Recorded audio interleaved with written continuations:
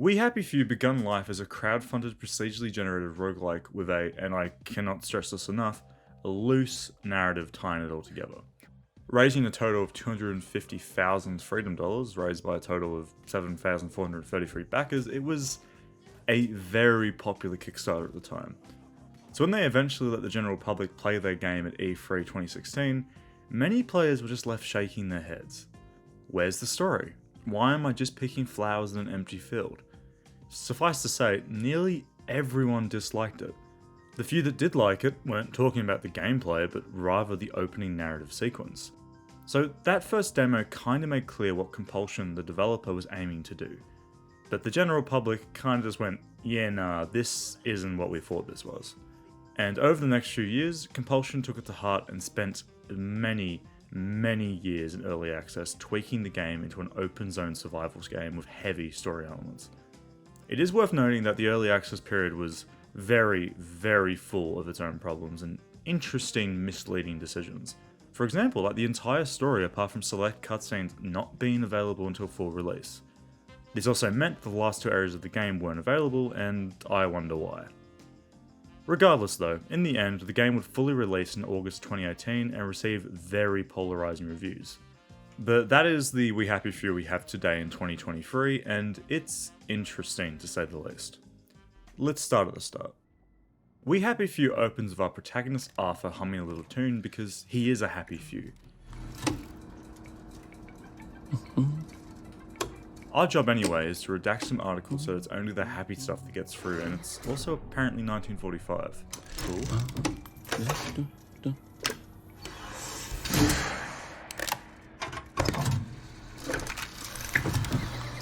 Oh, okay, maybe it's 1959, or maybe it's... God, this is confusing. And who's coming back? The kids. Where did they go?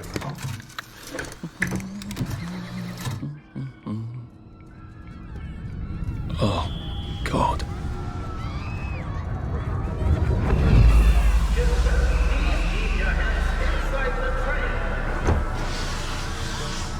It is very dangerous to put your hands outside the windows of the train. Arthur, where are you? Arthur! Where did you go? Arthur! And then Arthur starts to violently remember some tragic event from his past, and then we get a choice. I should just take my joy, shouldn't I? Do we remember, or do we suppress this memory of joy, a sort of glorified antidepressant?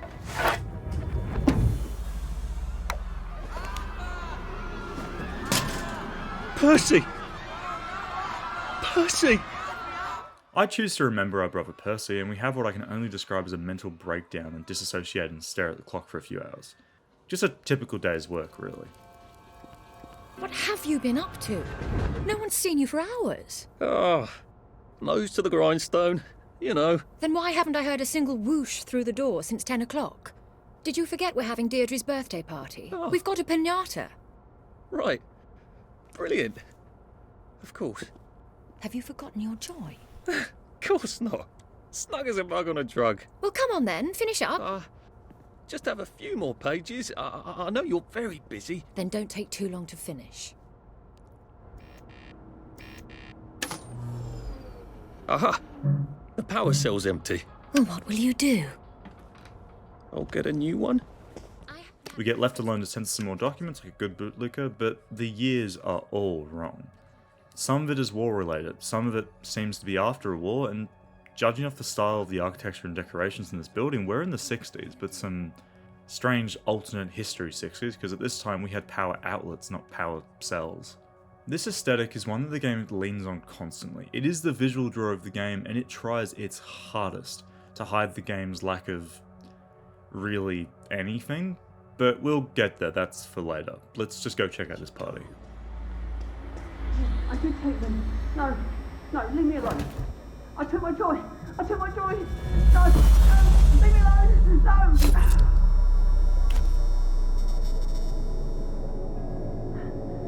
Oh, hi, Arthur.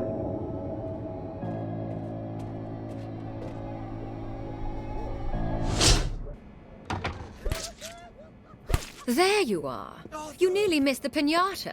It's the most adorable Spanish custom. Uncle Jack did a whole show about it. You smash it until all the sweets come out.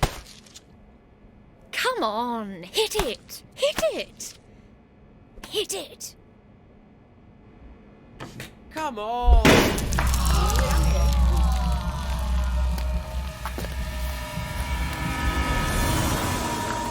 Fucking hell.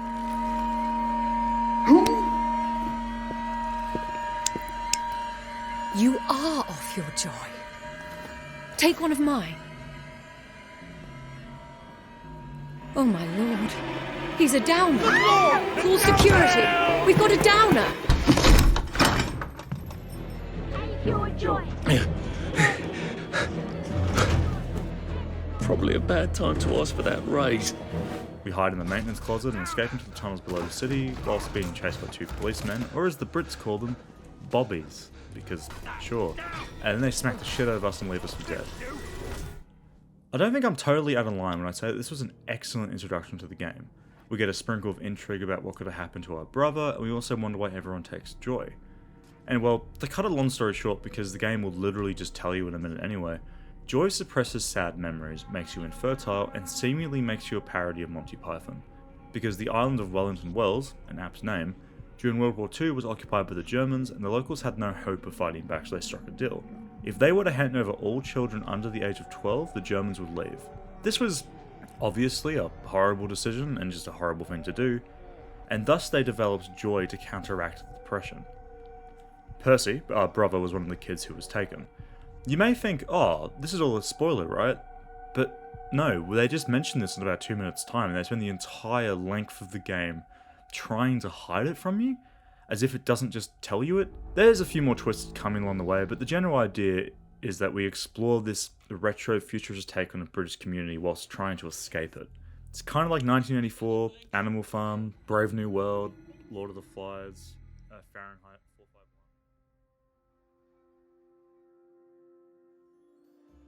451. And now we sit at a loading screen as the game generates its own procedural world. Something that I'm sure won't come around to stab itself in the back. And then we're dropped into some tunnels which serve as our introduction to basically everything. We get to learn about looting and how it's quick and simple. We can hit E and then hit E again to take everything in the container. There's no way of checking what each item weighs or what category the item is, so it's so simple that it lacks basic quality of life features, which is a very strange sentence to say. We pick up a memory of Arthur and Percy talking, and this is basically how the game communicates character building to us. And no, I'm not kidding. If you want to know why it's so sad that Percy was taken by a child, this is where you see that. A lifeless black and white grayscale video of 2 people talking. Now that is storytelling. We stumble around some more until we get a hack a door of our comically oversized hacking device, with both a big red button and a big blue button. And then a man tries to kill us. This is our introduction to combat as we fight off a single man unarmed combat, which basically just evolves into punch, block, punch, till oh, he's dead. It's as simple as it could possibly be, and for the most part it does work, but we'll get more in depth later because we've got some stuff to do. That's the first fight I've won since primary school. Actually, I think it's the first fight I've been in since primary school. Yeah, I can tell. We go up a ladder and we enter our first procedurally generated open world. The bridge. I've got to get to the bridge. In the parade district, which I just got chased out of. Brilliant. Ah, the train station. If I can get to the train station, I can just follow the old rail tunnel all the way to the bridge. Be nice if there was a map, wouldn't it? I suppose back in those days we could remember where things were. The garden districts are the first open area you actually get to explore outside of cutscenes, and it's basically wide open fields with just a few little hamlets scattered around the joint. There's a lot of plants you can pick, which can then be crafted into various items like healing balm. There's heaps of people off their joy who will try to kill us, and our main objective is to reach the train station. Nice suit. Thank you. My uncle bought it for me last Christmas. Anxious to get back home to the village? Well, I live in the parade. You won't get past that door. Not without one of them disposable electrical cars that all the bobbies have. And a pub. But, oh no, an old geezer stops us and tells us that going through the gate will get us fried as there's a joy detector hooked up to a Tesla coil, because I guess. But apparently he has a key card to at least get us into the detector, and he's willing to give it to us if we go get his medals back from a local group of hoodlums, I guess. Which turns out it's a trap.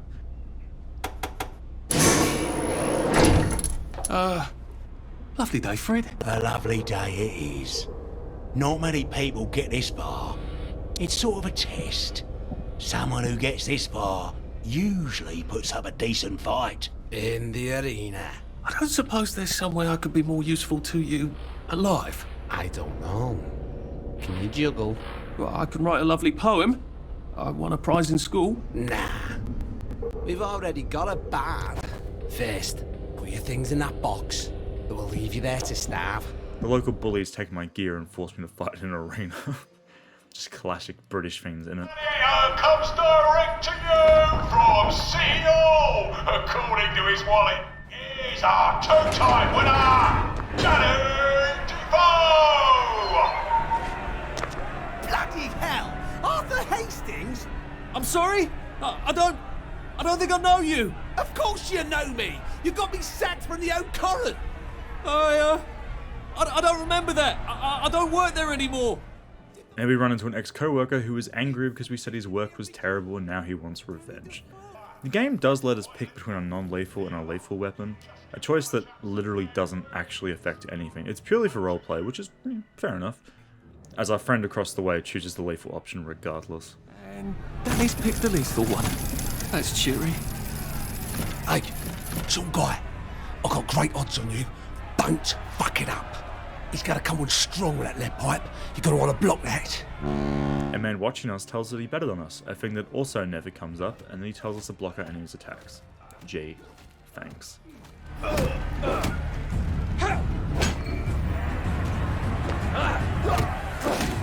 What follows is our first taste of proper armed combat, and well, yeah, it's fine.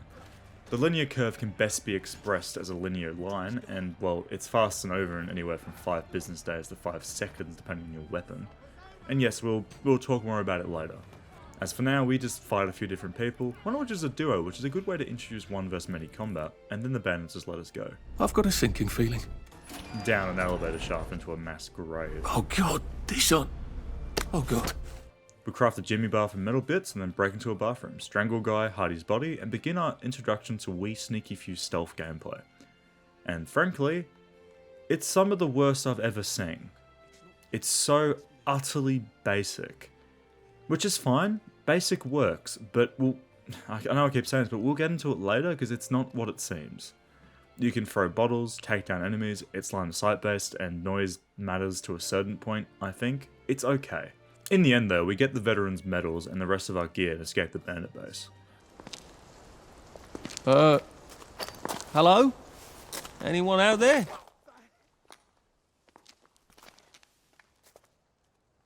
Are you a tourist? You're dressed like one. Shit. Slumming it, are we? Must be nice to have a closet. Over here! Over here! But a lone voice in the distance cries out, so we run. This woman tells us that people don't really like how fancy we're dressed since it reminds them of where they come from. Which, I guess is fair enough. So, in exchange for our socks, the woman destroys our suit and now the locals don't care as much. And you'll give me your socks. Well, that's outrageous. Your funeral.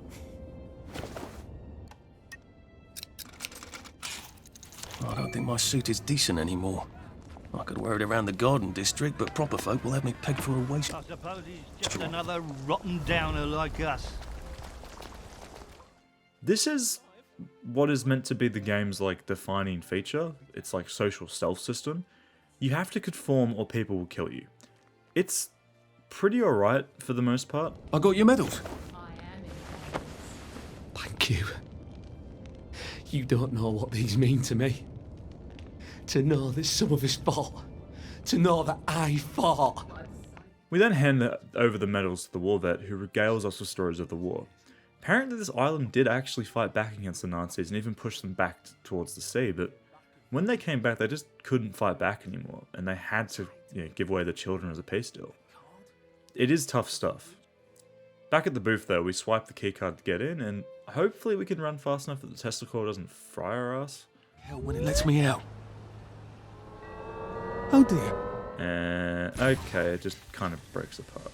Well, that's a relief. I wonder what's gonna happen. Oh my god. Okay, fair enough, that's heavy. Bridge, if things would be different now. Oh.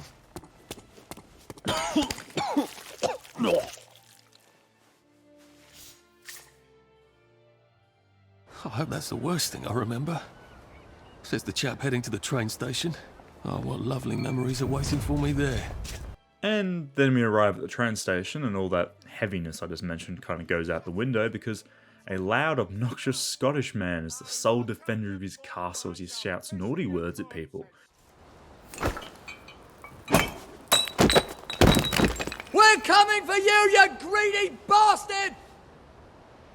Go eat a banger, you leaky scanner! You're done hoarding all the bee meat!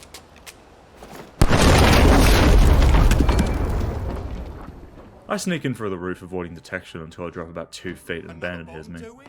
Exploring my options, I decide to throw some bottles at him. Boy, run away and hide!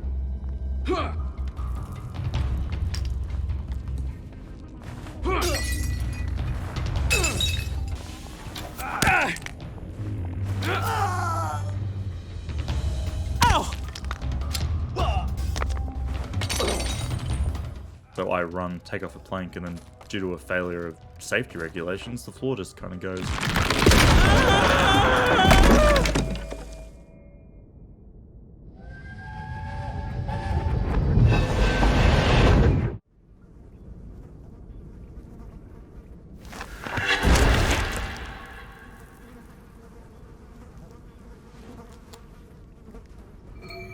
Ah, that's how I get down. Right. Now I just have to find the tracks and walk on out of Wellington Wells. Shinji, crank that, soldier boy. I turn the power back on, descend down to the platform, but our brain has other ideas as we remember what happened here many years ago. I promised I'd go with him. And you are too old to go to Germany, are you not? Please, no! He can't take care of himself. Arthur!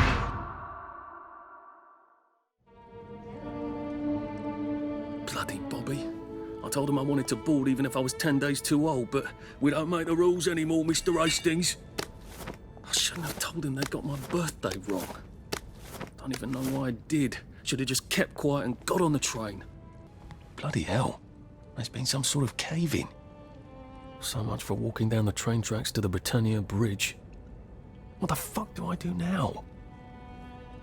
Oh, bugger. It's a little lost lamb. And then we get, attacked by 3 bandits, but we quickly dispatch them. We unlock a door, go upstairs, and this time we get attacked by a big Scotsman. Come for me, have you? Ollie, I'm Arthur. You won't get me. You won't get me, you bastard. Ollie, no. It's Arthur! This is Ollie. He's an old friend of ours from before the Joy Times. He's a little fucked up though, as he does try to kill us. He realizes eventually though and calms down, but he's still talking to himself about some girl called Margaret. I assume it's this girl here in the photo. He tells us that the only way through to the parade, the city, is across a bridge. He can help us get across it, but only if we help him first with a problem. In the old German camp, we could burgle it. The Victory Memorial Camp? Where all those Home Army chaps run around practicing stabbing people with bayonets?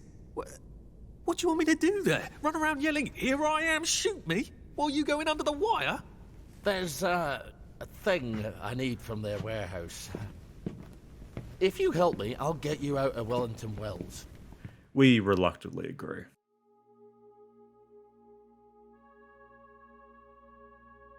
For some reason, this next part just doesn't have game audio, and I don't know why, so I'll be recreating the next couple of cutscenes and any important game audio, so it'll be terrible, but you're welcome. Only the most mediocre for you. I break into a house because maybe, just maybe, there's a secret bunker underneath where I can sleep and craft things in, and well, what do you know, there it is. But it's locked behind a puzzle, and this puzzle makes literally no sense to me, but through blind luck I just kind of do it. I flip the power to the bunker and immediately start crafting. I make the head knocker, a stick attached to a rock, which in theory should make the denizens of the military base worship me as their one true king, but in reality they have guns and I'm just a crazy man emerging from the woods. And then we find out about one of the weirdest design decisions in the entire game. This is the stash. It's unlimited storage of all your items and any crafting components stored here can be accessed from anywhere. In other words, put item in, use item outside of the stash. This sounds great, right? Because it is, until you consider that it might have just been more effective just to make crafting components weigh nothing, because this stash is useless. It only serves to lure you into a false sense of security. There are multiple quests that require you to physically have a crafting component on you so you can hand it over to someone. So in those instances, if it's in the stash, it's pointless. You have to get it out of the stash. So you have to run back to the stash, get the item, then run back to the quest giver. Despite the fact that if you wanted to use that material to craft a hacking device, you can just pull it out of the fucking pneumatic pipe of an ass and just use it. It's a really small change, but it makes the game so much better if they just fucking did it, but they haven't, so yeah. Once we arrive at the military base, we get to see yet another amazing bit of design. It's probably clear to some of you by now that this game is procedurally generated, right? But did you notice how every single important main story location is located across a bridge? Basically, anything located on the other side of the bridge is a hand-built section of the map. I guess they use bridges because you can place them anywhere on an island, as long as it's at, the end of an island kind of thing. Because, the game isn't actually a handcrafted adventure. It's like reading a book, but sometimes you get a random chapter about a guy doing his taxes. It's just kind of there, and it doesn't really matter. You can't skip it just in case there's something good in there, or in case it is actually relevant. It's just really strange, and we will touch on the procedural generation of this game and how it affects the game later, because it's probably the main problem with this game. But anyway, Ollie's plan to knock out all the guards has worked. They're all blackout drunk on moonshine and we can just sneak right past. The one at the gate does cause a bit of a stir, but he faints anyway. Once inside, I walk the entire length of the wall to meet Ollie in a bunker overlooking their camp. Do you ever wonder why the Germans didn't take their tanks with them when they left? Made a map. There's a hole in the fence, inside the dump. You just have to get in here, get the key, and cut the power. Then, sneak out into the darkness while I rob them blind. Easy peasy lemon squeezy. How do I cut the power? The General keeps the keys in his desk. You want me to break into the General's office? Any way you can scotch the power is fine by me, lad. I'll meet you back at the train station. What if they spot me? I'd run. They don't have a lot of ammunition, but they're terribly handy with their bayonets. That's your plan B? Run? Well, you could ask them for some of their famous hot buttered crumpets, but I wouldn't recommend it. I leave the bunker and head down into the dumps, where I fail to stealth and then kill a couple guys who just, by the way, have grenades and disarmed rifles. I climb up onto a shed, jump down onto a tank, and I fall right through. Because it's paper mache. The island of Wellington Wells sent their kids away because of a lie. The Germans didn't have tanks, they didn't have superior firepower. They could have actually been overwhelmed fairly easily, but they just didn't know.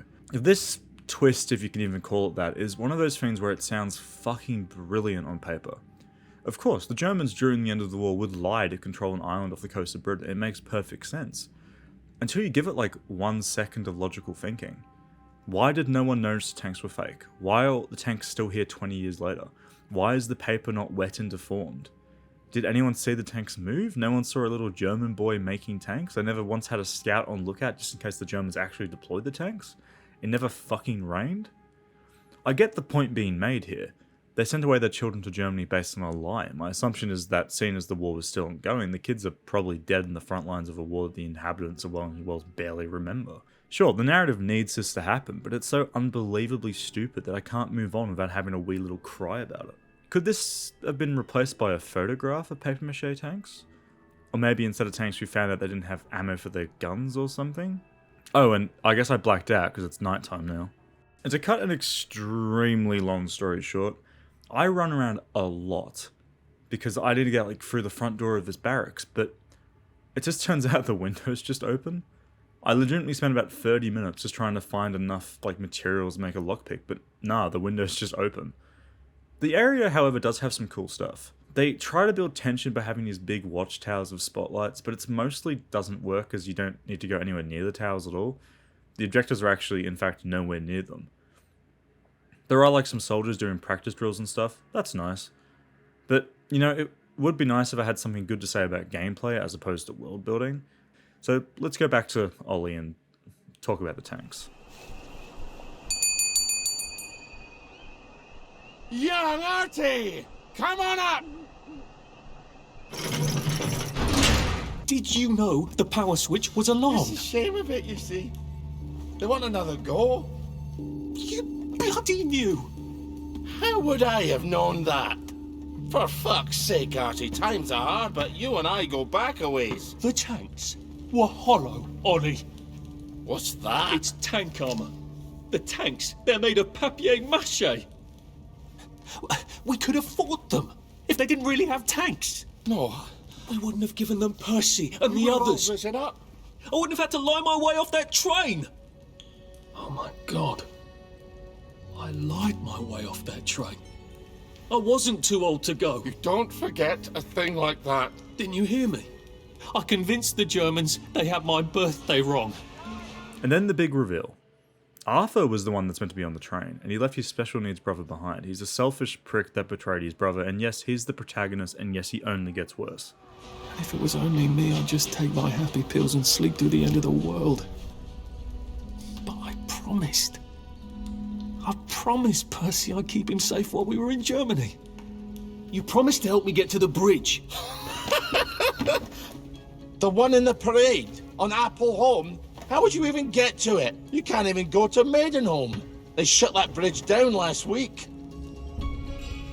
No. You're right. You're always right. Ever seen one of these? He passes us a thingamajig and tells us that maybe we can convince the police at the bridge let us cross because, you know, we look like a bridge inspector. I wish I was joking as well, but every time we cross a bridge in this game, we pretend to be a bridge inspector. I wish I was joking, but I'm really not. And Apple Home has the only bridge out of Wellington Wells. See? Easy peasy lemon squeezy. Well then, see you on the other side. I'd rather doubt that. Adieu, Artie. Good luck.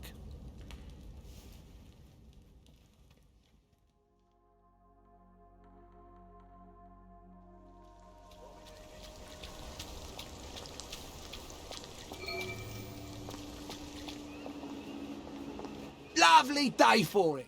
Oddly enough, the Bobby at the bridge literally doesn't take much convincing at all. He kind of just lets us through the maintenance entrance, which then gets us into the bridge's waiting room so we can be judged for entry back into civilized society. In an amusing moment, we do take a number from the machine and are told to wait, despite there being literally no one else here.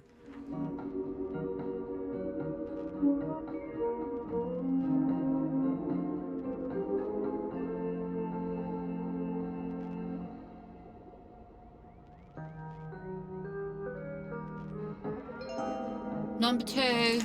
Now serving number 2. Eventually, however, our number is called and we do get to go into the back room where we give up our loot, strip, shower and put on a brand new suit. We are then subjected to a game show that will test us to see if we are suitable for re-entry into the joy-filled village district. The game show exists to showcase the rules of the village district. No running, no jumping, always wear the right clothes and remember to take your joy. You might think that the game is actually telling you all this because it's world building, but no. You literally cannot jump or run because everyone will try and kill you. This is fine in theory, it connects the world to the gameplay, and normally I would like this in a game, but the village is a series of disinteresting corridors of nothing to do. Your objectives are often placed 10 minutes apart with nothing in the middle. And now you're telling me I can't run. Nice one. Player 2, I'm afraid everything does not actually have eyes. The other contestant though is obsessed with eyes apparently, that's like all he answers, and my god does the game want you to know that. Like myself, see. Oh god, the eyes.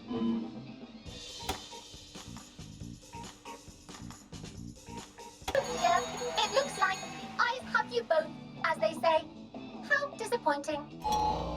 They take so much time out of your day to tell you this. It's grating, it's boring, and it's trying way too hard to be funny.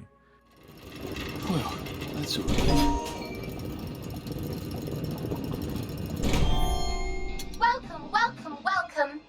It's time to play Oh Behave, the game where you show that you're ready to come back to Hamlin Village. and behave like a proper, decent citizen. What the hell? I passed the test. Oh, for heaven's sake, I'm not going to do this again. How do I get out of here? Are you ready to behave? Now. Eventually, though, the game show breaks, so we have to break into a vent and leave the show. We enter an elevator and arrive in the village with a crowd of people cheering for us. Wonderful! Oh, I can't remember the last time someone came through. Welcome back to civilization. Partners match. Smash it. And this is where the game takes a nosedive. It's also where I'm going to abruptly start talking about gameplay instead, because the narrative kind of just disappears for a couple hours. So I figure we should just talk about gameplay, because it is a lot, but also not as much as you would think for a game that is heavily rooted in social stealth and also being a survival game. Well, I guess let's start with the stealth system, because it doesn't really matter in the long run, and barely functions at best. The core idea is that you have to conform to the standards that the local populace set. In the garden district, you need to look homeless or they kill you. In the village and parade, you have to look fancy and well dressed or they try and kill you. You can jump around and run around all you want in the garden district, as only a few people seem to care, but nighttime is very dangerous there because local law enforcement will hurt you, as will the plague victims. But in the village and parade, you can't run or jump because everyone will try and kill you. Anything deemed suspicious is also deemed a death sentence, basically. Which is interesting because on one hand, this makes sense and it really does work to combine the game's setting and gameplay. I do like it, but on the other hand, it actively makes moving through the more polite parts of society really, really, really tedious, and I really hate it. It is quite common for missions to take place on opposite sides of town from me, meaning you might need to, walk anywhere from a minute to 10 minutes just to do a small thing, and then you have to walk back. This would be fine if you could run, because at least then you're doing something and maybe it only takes a few minutes instead. But because you can't run without the entire town pulling out weapons and killing you, it becomes incredibly tedious. But it also opens up such questions such as, why do the local populace who are meant to be peace-loving and against violent behaviour carry weapons on them? I don't know, but that's just another taste of this game's utterly bizarre logic. And then we have the mechanics of joy, and it only gets far worse. Across the randomly generated city are heaps of joy detectors and Tesla coils. If you go for a detector without having joy in your system, you get killed and everyone will know you're a downer. The problem comes from what's been tacked onto the joy system. If you take too much joy, you overdose. But once you stop taking it and let this little bar run down, you crash and everyone knows you're a downer. So no matter what you do, if you take too much joy, everyone knows you're a downer. If you don't take enough joy, everyone knows you're a downer. But whilst you're in this overdose or crash state, you can't interact with the world. So a typical gameplay scenario is like this. You pop a joy to get past the detector, but now you either need to keep popping joys until you can reach a safe place to come down from the high, or you need to go hide in a trash can or something and wait a few minutes for the effects to pass. It's painful because it doesn't really serve a purpose beyond wasting your time. It's not a risk versus reward kind of thing, as there is nearly always a way past these detectors otherwise. You can take another street, or you can simply pop Sunshine, a drug that gives you the appearance of joy without the side effects. You can literally just buy Sunshine off of back alley drug dealers, and considering that money is functionally useless as you find nearly everything in massive quantities by digging through a bin, yeah, joy kinda doesn't make any sense to use after a certain point. The game does attempt in the mid to late game to make being on joy more advantageous to the player, as there's a new enemy called a doctor, and these guys can just sniff out downers, but I'll be honest here, I don't think that part of the AI actually works, plus Sunshine still exists. You can just walk past them and they don't seem to care. But if you're sneaking near them, sometimes, and I mean sometimes, they say a voice line about smelling something, but then the AI just forgets and they go back to their work, which functionally means they're just normal enemies. It feels like it's almost an early access game where they're still trying to figure out what the gameplay should be like. We Happy Few would lead you to believe that it's a game all about fitting in with delusional drug dealers in an attempt to get what you need and get out, but we don't really do much active fitting in. We just have to avoid jumping and running. And how even when you do get caught, it's not like you need to convince people you aren't a threat or something. You can just go duck in some very, very, very specific yellow flowers or a bin and wait about a minute, and everyone just forgets who you are and they just carry on their day. Lovely weather. Right as rain, right as rain. I don't think I need to point out just how absolutely hollow that is. The identity of this game focuses around joy and the need to fit in. But the gameplay doesn't actually acknowledge it beyond its surface level details. I would be remiss if I didn't mention that there's just normal stealth as well. But as we said earlier, it's just simple. You can do takedowns from behind, you can throw bottles to distract. Did you hear that? When you're crouched, you can see footsteps, like the patrol route kind of things. You can hide in various objects. It is about as middle of the road as you can imagine. The game does try and place attention on sound, but I don't actually know if this part of the game works either, because every action you do, such as lockpicking or hacking an electric lock, has this little noise indicator. But I don't think it works, as I never actually had enemies hear me do anything. It might have been a distance thing, or it could have been bugged.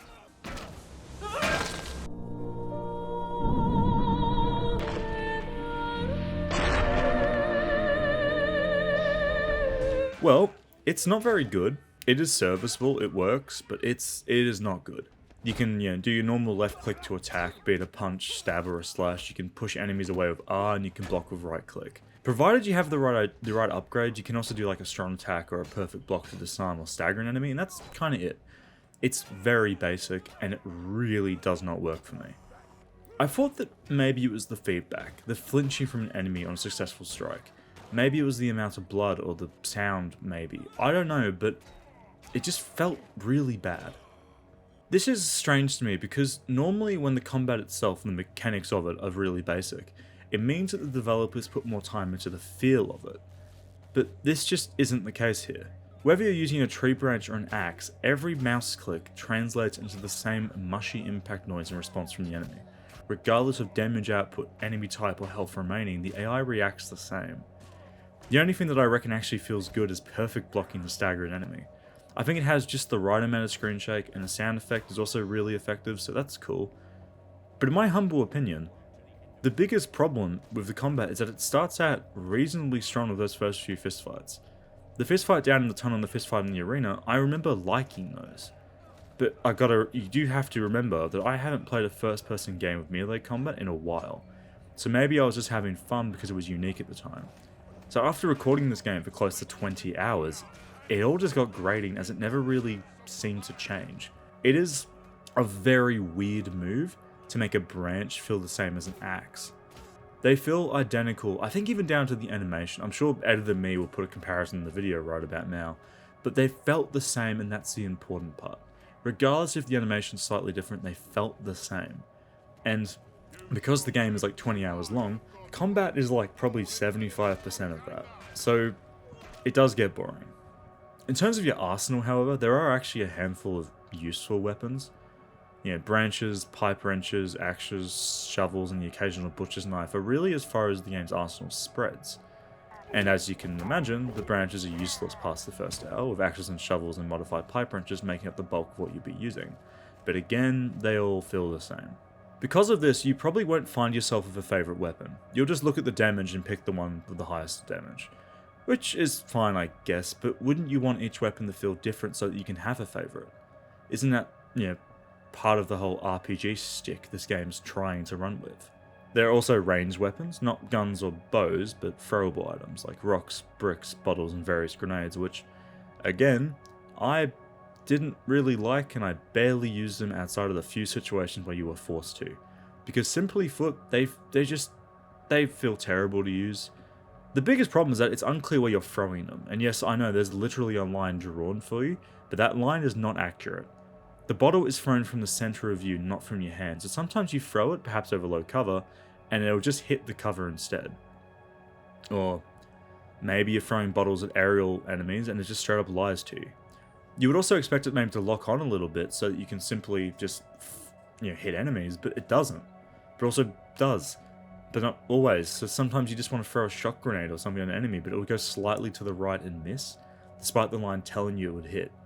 So just don't. It's not worth the hassle, just hit them with a stick instead. Alright, so combat sucks ass. What about enemy variety? Would you believe me if I said the game only had 5 types of enemies? And yeah, you probably would, actually. It's hardly an earth-shattering statement.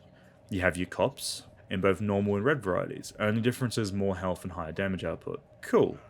Doctors, which have next to no health and do next to no damage. Normal townfolk, which I'm also going to lump in with bandits, as they are functionally the same.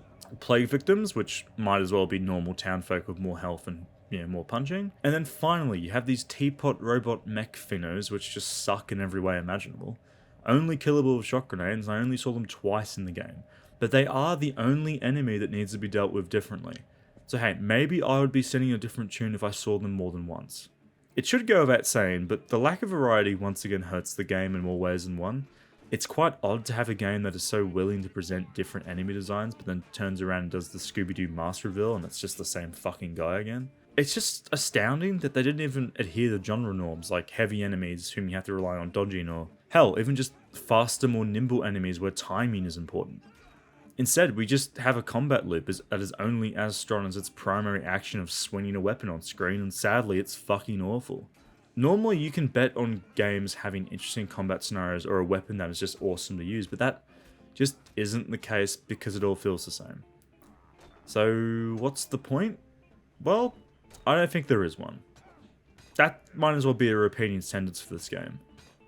Nothing works, and it's about to get much, much worse. So yeah, it's time to talk about the open world, sadly. With a variety of different biomes, life as combinations of the same 4 buildings, we Happy Few's open world is legendarily dull and lifeless, despite the NPCs jumping in puddles or walking down a street for no reason. Stuff that I can't do in the game, by the way. This is something that the game's beautiful art direction can't fix. It doesn't matter how many retro futuristic 60s architecture technology you throw at me, if the game doesn't really use them for anything, because the main 3 biomes in this game are just boring as shit. The Garden District is a wide open expanse of nothing, basically. It has the occasional building that looks the same as the other occasional building.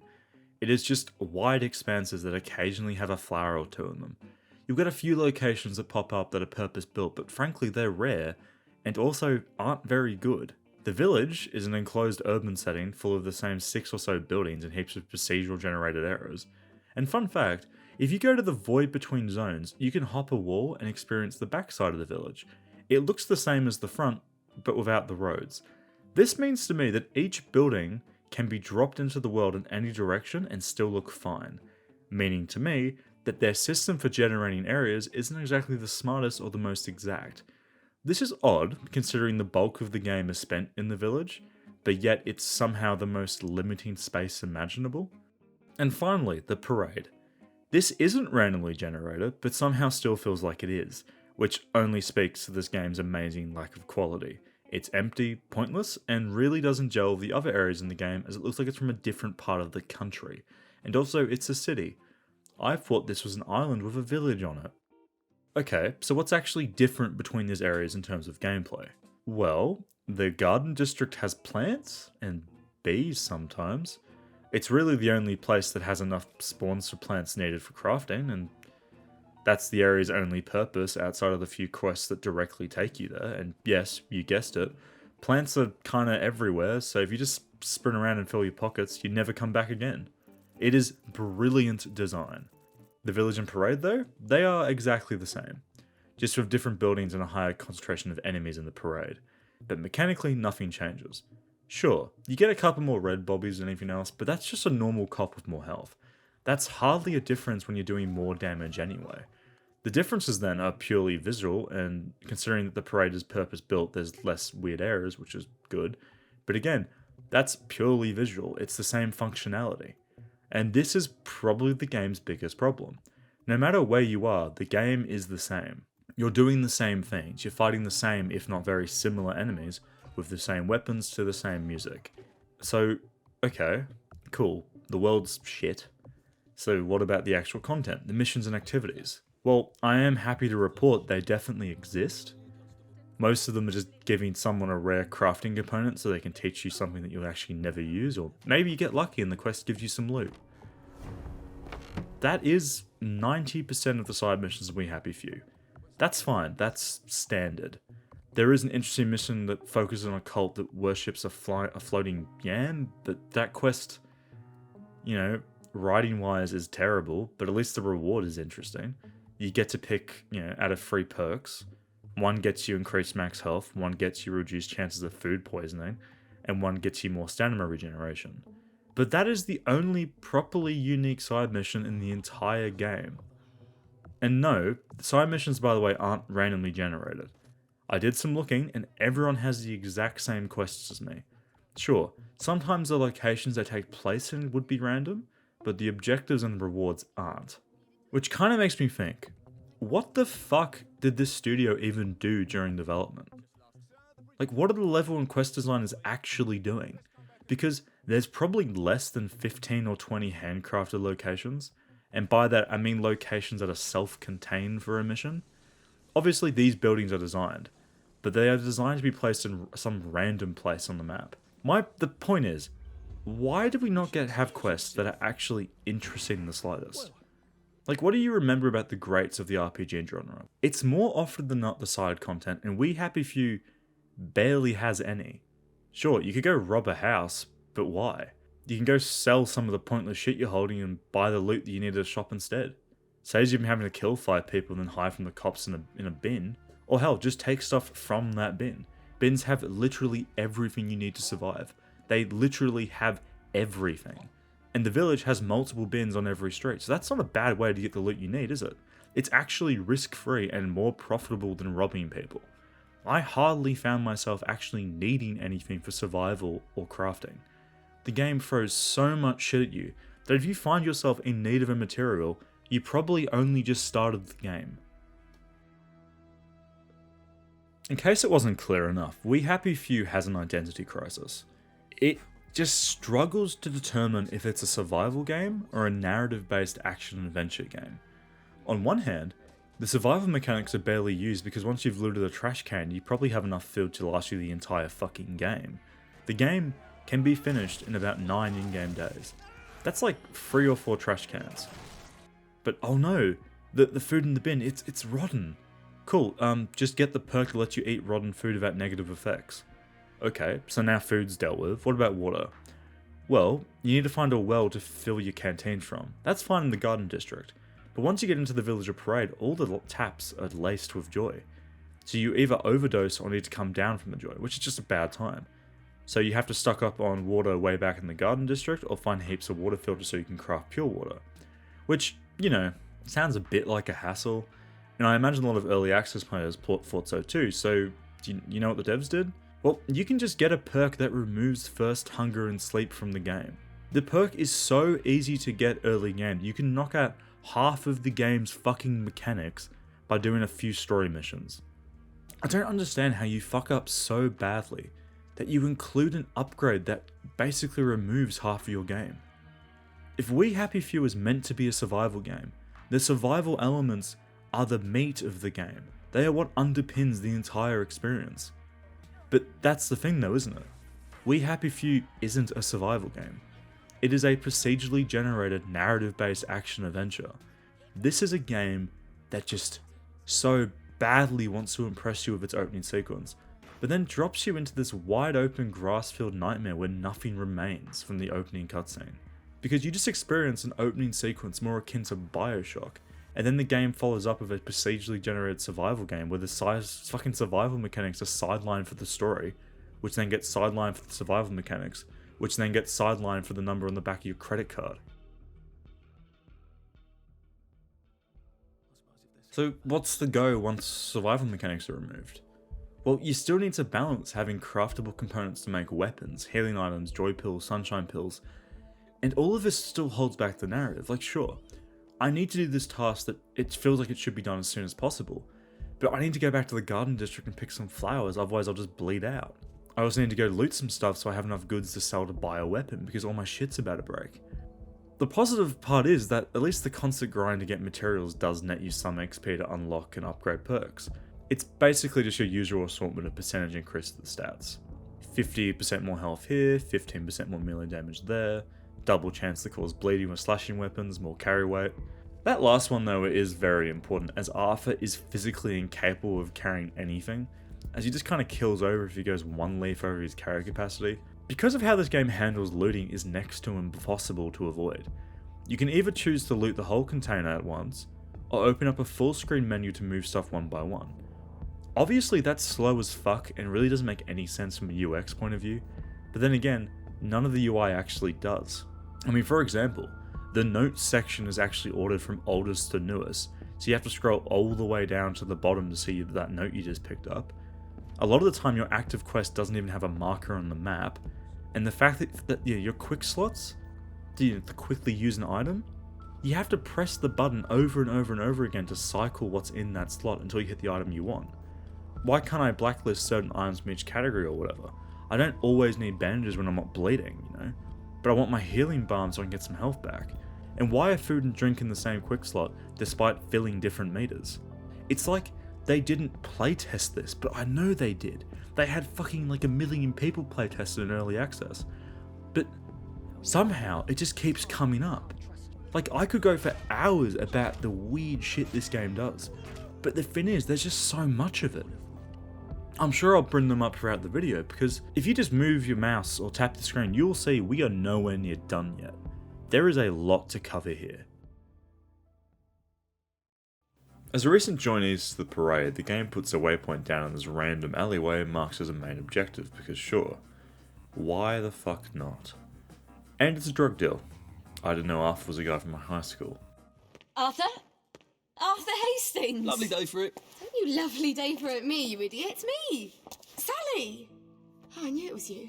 I mean, the glasses, the hair, the really adorable jacket. Don't ask me how, you're not that awkward little boy anymore, are you? But the way you walk, it's like the mask isn't even there. I just knew. There's Arthur. Sally? You look fantastic. This ancient thing. I've had it 2 weeks. I'm out of my mind with boredom. Green and white checked. Your dress, the last time I saw you. Running out the door. That horrible gingham dress. Oh, God, that takes you back. You're off your joy. Oh, don't be ridiculous. Oh, you have little fucking faith. I'm not going to turn you in. Whatever possesses you to go off your joy? But surprise, this woman is actually our childhood crush Sally, and the two might not be as over each other as you might think. And plot twist, she's also a downer, but somehow manages to stay hidden within the village's social ladder. Percy. Oh, God. I saw a picture of him. I promised I'd look after him in Germany. I have to go and find him. How are you going to get out? Do you even have a letter of transit? Absolutely. On my desk, in the city. Good Christ. Just tell the policeman that. I'm sure they'll wave you right on through. Yeah, haven't figured that bit out yet. We needed a letter of transit to get between the village and the parade with the final bridge out of Wellington Wells's, but we left ours in our office in the parade.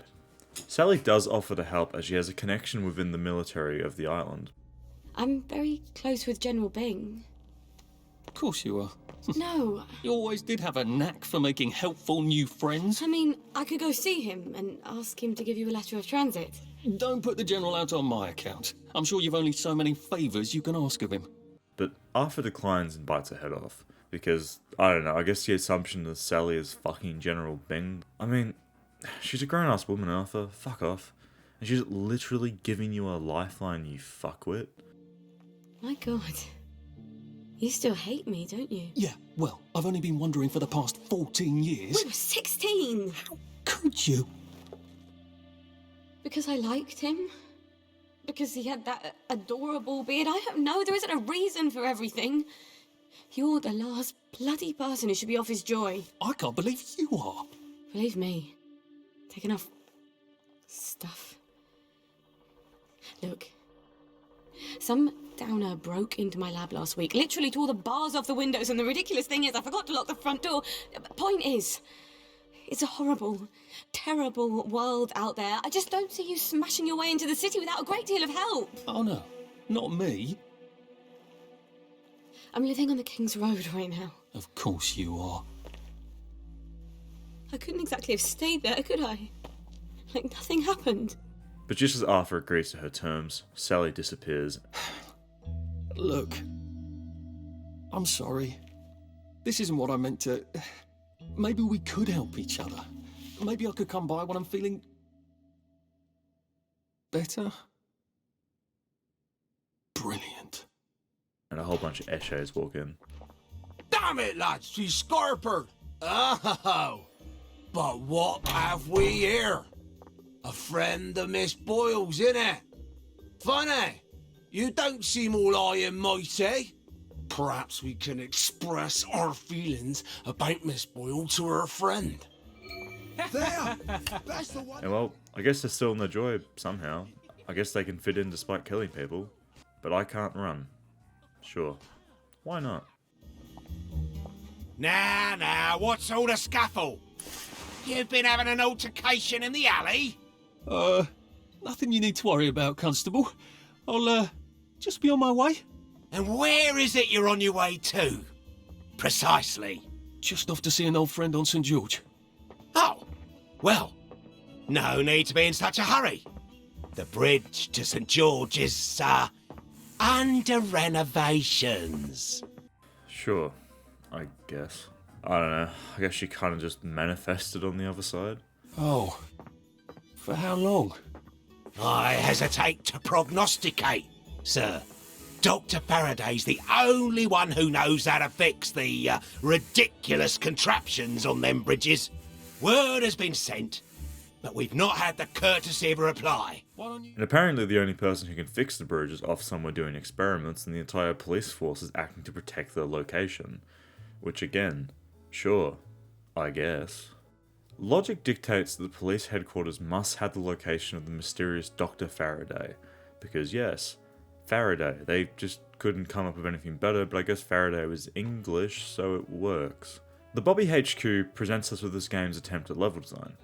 It's one of only a handful of non-procedurally generated locations, and it's fine. It's Fallout well enough that I don't immediately break it anyway. I walk in, talk to the cop at the front desk, who basically tells me, bro, you're a member of the general public. Dr. Faraday is literally the guy making all of our weapons, so why would we tell him why would we, let his location be public information, you fucking nonce? Well, that's what one would think would happen, but instead, Arthur just lies his tits off by saying that he's on here by order of Miss Bing, the general's wife, and the cops buy it and let us ride the elevator up to the archives floor. Constable Bevan, I'm not the public. I'm from the Department of Archives, Printing and Recycling. We're conducting an investigation into Dr. Faraday's handling of municipal records relating to the maintenance of the interinsular bridges. 2 requests have already been sent by Miss Bing to your superior requesting this information. If I have to go back to the parade, Miss Bing's next letter regarding this apparently deliberate festinance will include the name of the last person I talked to.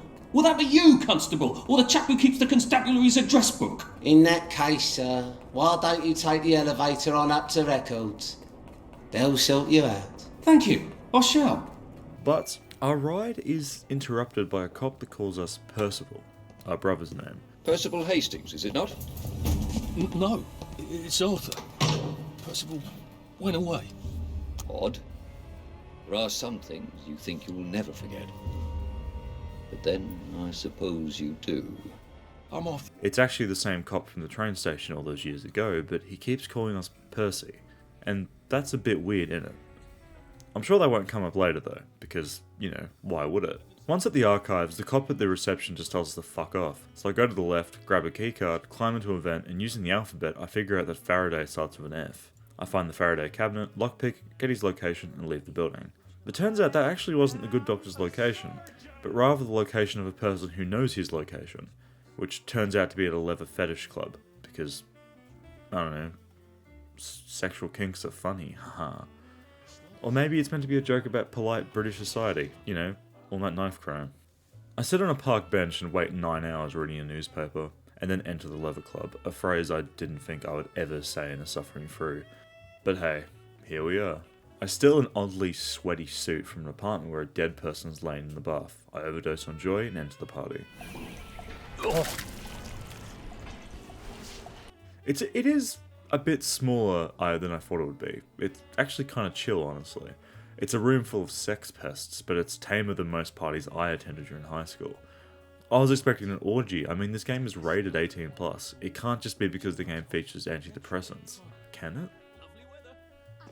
Oh yeah, right. We do steal the location of Faraday from the guy, and well, they're across another bridge. A bridge that we have to also convince the Bobby that we're meant to cross, but at least it's for a good reason.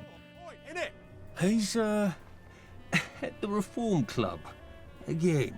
What are you implying? Apparently he feels a bit guilty about Dr. F. You don't know about his, penchant? Bobby Hickenbotham is marrying my sister. And I will thank you not to cast any perverted aspersions at his reputation. I have been ordered by the General himself to ask for credentials from the Beautification Committee. Have you got any? There you go. Fine. Watch out for anyone chattering away in something that don't sound like English. They're like mad dogs, and they'll give you plague. And keep your mouth shut about pensions, right? Oh, you better take these, in case you do catch plague over there. The other side of the island is actually a leper colony full of plague-infested downers, which is pretty cool. It's something, alright, so just please let me have this one. Arthur, given his 25 minutes in high society, has forgotten how to fit in with the rural poverty-stricken fucks, and he starts slaughtering innocent people en masse. But hey, I guess that building looks completely out of place in this fucking procedurally generated hellscape as Faraday's building. Faraday's pillow princess complains that the water pipe is broken. What are you doing here? Oh, leave us alone! Why won't you leave us alone? She's going to fucking kill us if we keep fucking up! So I fix it. Oh, brilliant! Oh, this is perfect! Thank you! The other power bottom is ready on the bed, and upstairs is routed anti-downer traps, which I promptly deactivate. Oh, hello. And well, what do you know? Faraday is a woman. The game will make a massive deal out of this. I won't.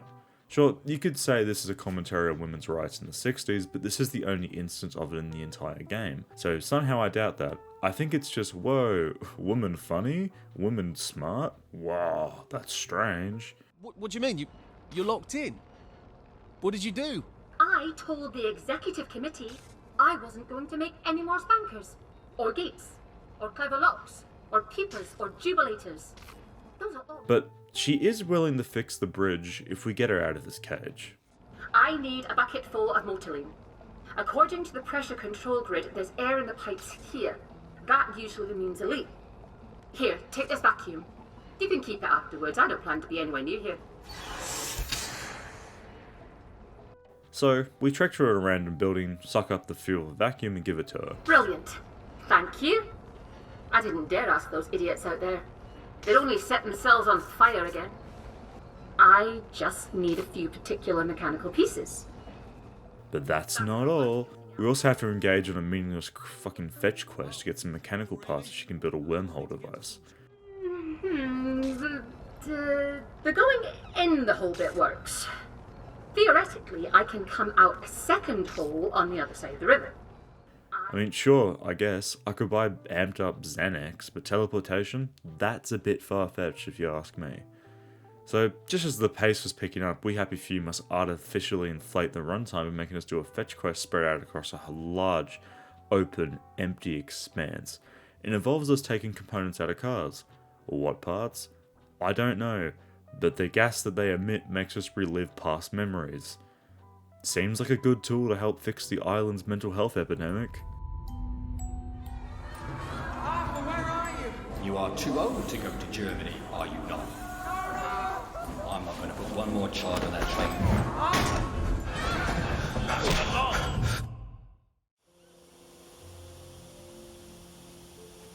Oh, God. I don't think I like this device at all. Although, to be fair, we managed to see our brother being dragged away, so maybe it's like an antidepressant. Oh, and we also help a cult worshipping a yam do a ritual. Praise the yam. And then we go back to Dr. Faraday and teleports away, leaving our two pillared princesses behind, so I show them who's boss. Can't we work something out? And also the bridge is just fixed now, I guess. Cool. I just need a boiler suit to get across, as apparently it's not fixed. So, cool. So, why did I even bother with Faraday? I buy one, go back, and now, well, now I'm playing Simon Says. We just have to step onto the lit up button. But this is fine.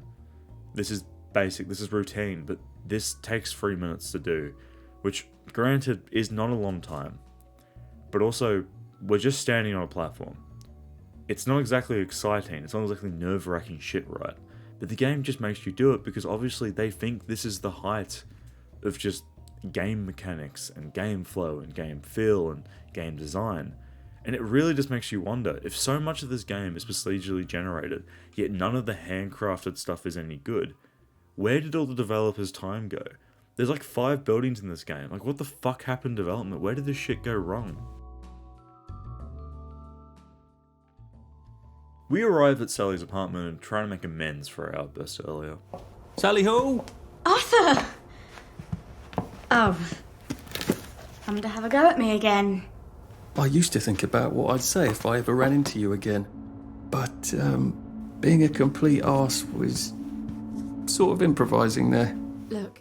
Arthur, using his charm, stumbles over half of his words and somehow comes out the winner. Turns out General Bean isn't Sally's pimp or whatever the fuck, but rather just another drug fiend who wants their fix. She actually hasn't had sex in a decade, which will oddly come up later. Did you really come here for a letter of transit? Or did you just need an excuse? Well, I, sort of do need the letter of transit. Oh, Arthur. Sally makes an advance. Arthur fucks it up, but hey, she gives us some cool drugs that mimic joy without the horrible side effects. I call that a win. She's willing to give us a letter of transit, provided we do a small task for her. She needs cod liver oil. Why? She doesn't say. But Arthur will surely go on one of his tangents again. Cod liver oil? Why on earth would you want cod liver oil? Like your mum used to torment you with? I wish I could remember her. You know how joy fucks up your memories. Why? Why would you want to remember your mum? If it's too much to ask. Well, I was kind of hoping for absolutely I will ask my friend the General for a rotten scrap of paper just for old time's sake. I'm being an arse again, aren't I? I'll get it for you. The letter. I'm not crazy, but I am always a little extra complicated. You used to understand. I'll get it for you. I mean, I'll try. You were always the best of the lot. I've missed you so. I really should go. You don't have to. I really have to. Arthur. Thanks. They share a moment, but Arthur fucks her off once again. Go. Then they share another moment. Oh, I meant to say. Cod liver oil. Where Sally at least tells that we can get some cod liver oil over at Dr. Verloc's lab on Isklas Island. The same place that Joy is made. Jolly. And then we immediately break into a lab and take everything that isn't nailed down. Awesome. I love when narrative is enforced through gameplay. But I do want to touch on the cutscenes here, and the romance, I guess. They are done really well. It's perhaps the only part of the game, apart from the art direction, that actually works. You really get to feel that awkwardness of meeting your teenage crush many years later. And the fact that it's first person helps to grind the characters and the simple but effective story, yada yada yada. But the part that stands out to me is how the writing and the direction and the acting lets the characters breathe.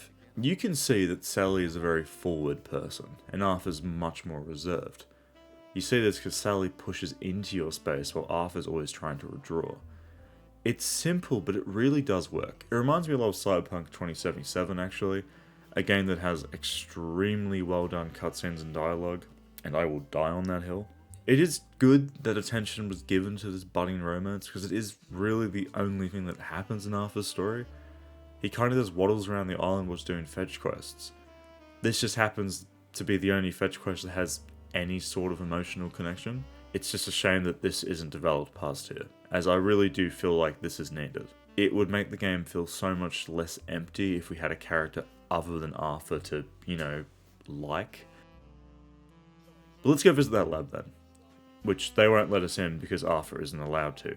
He does try to pretend to be a news reporter, which nearly works until they ask us for our press badge, and well, we just don't have one. But, I'm a reporter. I'm supposed to interview Dr. Verloc. Oh, I hope he hasn't forgotten. Oh, a journalist, eh?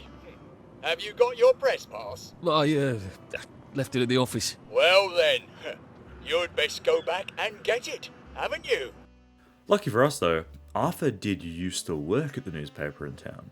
Which, yes, I know what you're thinking. That bit at the start, that was a newspaper. I thought it was a censorship office or something. I mean, even the interior of this supposed newspaper is different from what we saw at the start. So it was just a continuity failure. Was it a different job? Is this the consequences of early access? It's unclear. I mean, even his boss is different from the intro, so I assume it's a past job, but still, it confused the fuck out of me when I played the game, and it still does nearly a year later. So I thought it was worth pointing out. Especially since later when we hit the parade, the inner city, he remarks again about how he used to work here. And I assume that the job in the parade was a censorship place, as that's where he left his letter of transit that would have allowed him between the parade and the town. But regardless, in order to get our old job back, we're tasked to investigate the disappearance of a soon-to-be co-worker, whose job is being raided by doctors, which might as well be the secret police of Lions and Wells. We get spotted, lock ourselves in their office, where we get to see the reb of just red string. And well, she's been busy uncovering a conspiracy. And no, I don't know what any of this means. Like, I just don't have any clues. It could be anything. I'm sure it's important. I mean, we just apparently know our next leader's a work site where people are fussing over a modelling pipe which is leaking. So Arthur, in his normal, casual attitude, just convinces them that he can fix it. I like to think I can figure a few things out. Oh, you can figure things out. Who needs 20 years of experience when the new lads can just suss it out with their eyes? Hey, let's all learn from the new lad. Oh, this seems fairly obvious. Can't you just turn that?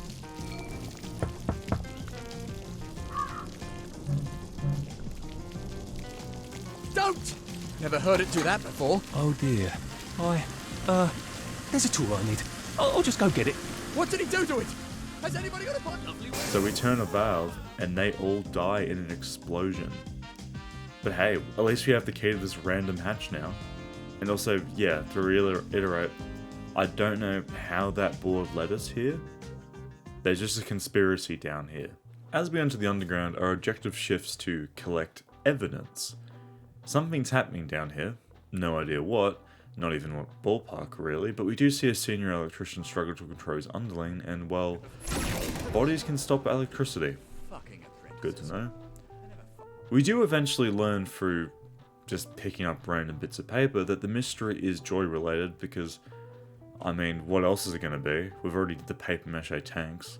If the joy's going bad, that'll drive the entire town crazy.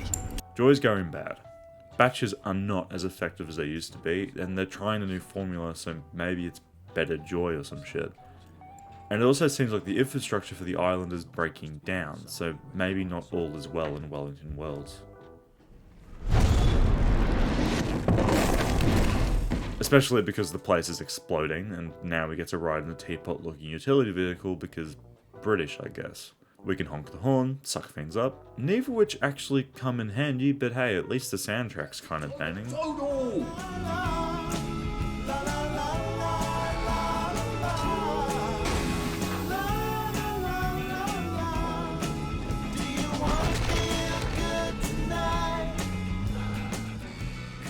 But as you can see, I actually just went on my phone for this bit. But then I have to leave the teapot for like 15 seconds to flick a lever because sure. Let's just add in a few unneeded button presses and then it crashes and we're into our first boss fight of the game. Well, I say that. There's actually like 3 levers you need to flick to gain access to the boss area. It's so simple to do that I'm not even going to cover it. You just kind of go 1, 2, 3, boom, boss. The boss fight though, oh god. It's very rare for me to come across something that is so poorly implemented that it actually confuses me. You're fighting a jubilator, the teapot things, and the only way to damage it is shock grenades, which I don't have. So I walk around a lot trying to craft them using the provided chemistry station upstairs, but there's no materials here. So okay, so what do? Do we just beat it with a stick? Oh, there's just an infinitely respawning shock grenade. Using a grenade in this game feels like throwing a brick using my toes. And the AI on the teapot is just trying to pathfind through the wall to you. And well, what a surprise. It just gets stuck in the doorway, and because of how this game treats throwables, I keep getting hurt too. So thanks, we happy few. After a while, we do defeat the teapot, and this guy who was just watching us, I guess, tells us that yeah, shit's fucked. The island is barely functioning, but apparently the bigwigs upstairs have a permanent solution to this. And my god, I hope that's not some poorly veiled Nazi allegory. We get our press badge because, remember, that's what all this was for, and then head to Verloc's lab to get some cod liver oil. And Verloc's laboratory is the game's second attempt at creating a unique location full of memorable moments like sneaking around some people, sneaking some more, turning the valves, Turning off that dangerous steam, if that is indeed what I did. you know, typical action-adventure level things. This is one of a few purpose-built dungeons, I guess. It's more of a corridor, but hey, beggars can't be choosers, and I do need to talk about this level, because it is, you know, it's something, right?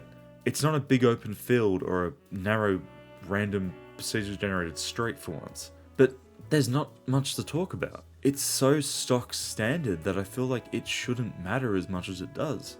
But it's one of the only sections in the whole game where I can actually talk about level design because it was actually designed. So like, I don't know, I could talk about pacing, enemy placement, alternative routes, but it's so average.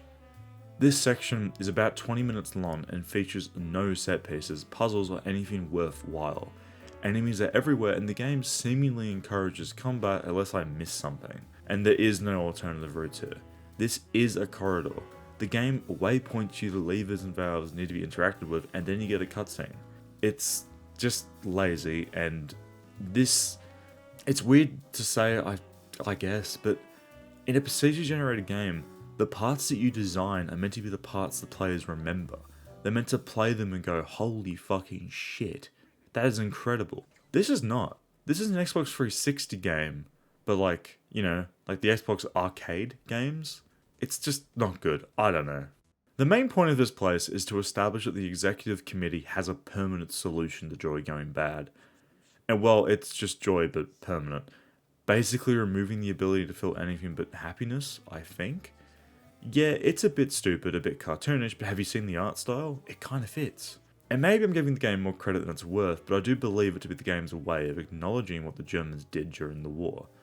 Maybe. I don't know. It's definitely commentary on what an all-powerful government would do to its people if it had no knowledge or, hell, the ability to fight back. So, maybe it's political commentary? All of this is delivered via exposition by White Hair Man, who's apparently the best science man this place has to offer. Why is he here? On an island in the middle of the ocean, which apparently was just a small British village during the war? I don't know. I wish I did. I wish the game explained literally anything about what happens between the war and now.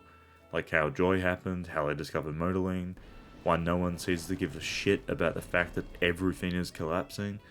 Despite the fact that being on Joy doesn't stop you from thinking about bad stuff, because those bandits from earlier were on Joy. So, you know, what the fuck? And also, why the fuck is their plan to fix the infrastructure breaking down, to basically lobotomize the working class with a super happy pill? That wouldn't work. People aren't doing their jobs already, and that's with the somewhat happy pill. But hey, at least the Cod Liver Oil's here. Sally ends up giving us the letter of transit, and well, here's why Arthur doesn't like her all that much. Just because you fucked my dad while you were living in our house, in my mum's bed!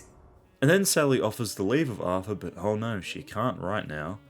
The joy's gone bad. It's going crazy out there. I can't go right now. Why? Oh, God.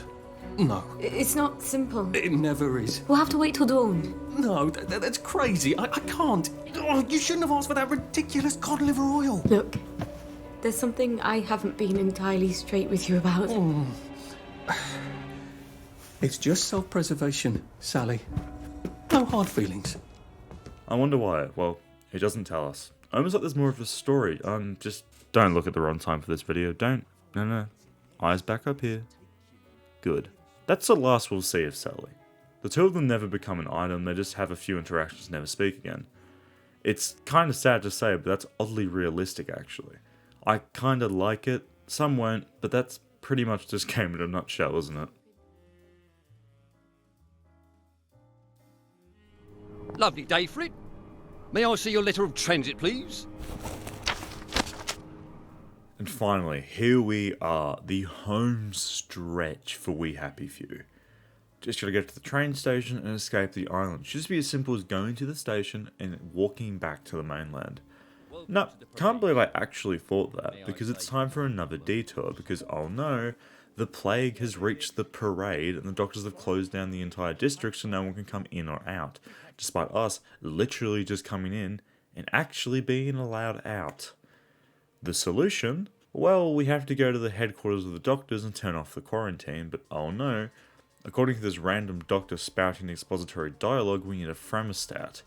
Where do we get that? Well, the Department of Science, where we have to do a puzzle. Joy. There's a whole bunch of machines on this area down here, and we have to find the perfect combination so we can blow up a window so we can go harass the head of the facility for that thing we need to lift the quarantine. Yeah, my favourite part of this whole area isn't the puzzle, it's the fact that whilst I'm doing the puzzle, I get jumped by workers who try and kill me, which reminds me, aren't they meant to be on joy? You know, that thing that apparently stops people from feeling anything but happiness, or at the very least, emptiness? Is this happiness for them? Murder? Anyway, the solution for this puzzle is this thing attached to this thing attached to this thing makes this thing launch a bomb or some shit. I don't know. This shit confused me way too much. It's probably really simple and I'm an idiot, but I don't care enough to actually look at my footage and actually try and figure out what the fuck I did. We get the thing, go to the doctor's place, kill most of them, get kidnapped, get tested on, have a nightmare sequence. Jesus. Put the thing in the thing, end the quarantine, walk over to the station, and it's epilogue time. Finally. But big surprise. The whole train track is blocked off. The only way through is some parkour, and then we enter a pipeline for modeling that brings us to a mine, where for some reason, the only way to get out is to turn on this bucket excavator that we are also warned about, because turning it on is just going to make the entire parade collapse. But sure, Arthur, pull the fucking lever, you cunt. See what happens. Arthur just sprints along what remains of the train tracks until a cave-in happens and he's knocked unconscious. He awakens on the bridge and then stumbles into that police officer from earlier, who seems to know who he is.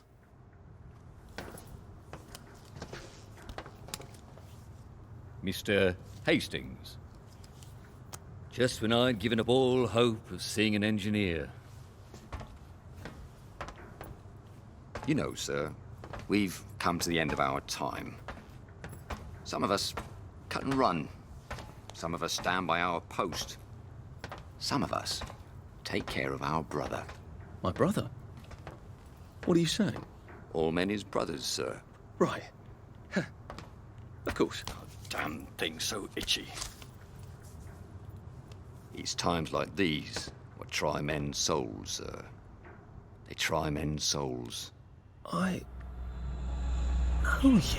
Please keep your hands inside the train. It is very dangerous to You put must your get back on the hands train. outside the windows of the train. Arthur! You must get back on board! No, I'm just here to take my brothers to the train. No! Please! Arthur! No! No! No! Get up! Mr. please, no. Percival Hastings. That's me, Percy. People call me Percy. Someone has written on this card that you are a bit dim, and you can't be roaming about on your own. You don't seem dim. Right, well, Mum thinks I can't... Mum thinks I can't...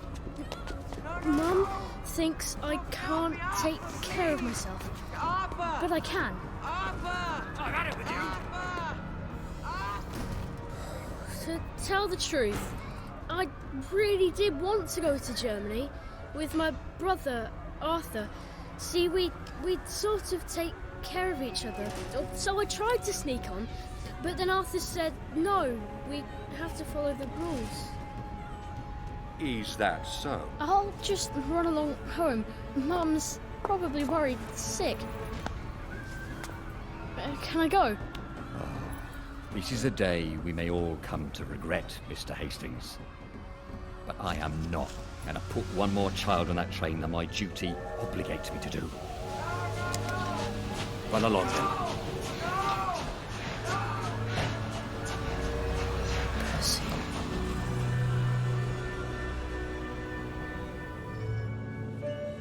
Sir, are you all right? I'll best be on my way. I did something terrible. Oh, we have all done things we regret, sir. Some of them we regretted as we done them. Some of them never quite go away. I told him we'd go to Germany together. I told him I'd hold our passports, and then I walked off the train with his passport. He didn't know how to talk to anyone but me.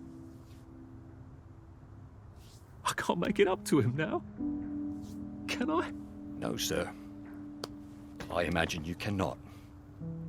Then who is there to forgive me? Some try to forget. I can't do that. Not anymore. Well, I suppose you must treat it as a gift. To know who you are.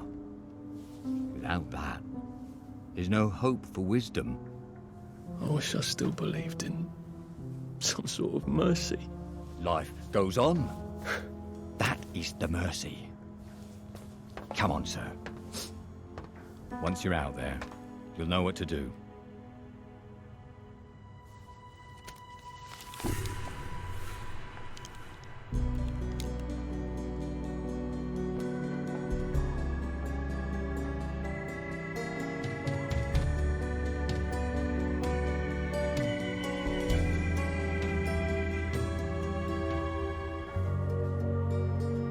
He betrayed his brother. They had agreed to go to Germany together. Arthur would help his disabled brother Percy so they could both survive Germany and maybe one day return home. But as Arthur was 12, he was too young to be sent away. But Percy at 13 was of age and thus was forced to. So Arthur would pretend to be 13 or sneak aboard, it's unclear. But Arthur at the last minute decided not to follow through with that plan. He impersonated Percy, his mannerisms, his disability, and used that so that the officer took pity on him and sent him home. All the while, Percy screams in the distance for his brother. It's a genuinely sad scene. It's perhaps the most impactful part of this entire game, a brother leaving his brother for dead. The music, Percy's screams, it's actually well done. But then you think about it some more, and Percy's dead, right? He has to be. Germany at that time wasn't exactly kind to the disabled. The very idea that Percy is still alive is pointless because it isn't the case. Arthur killed his brother and now he knows that.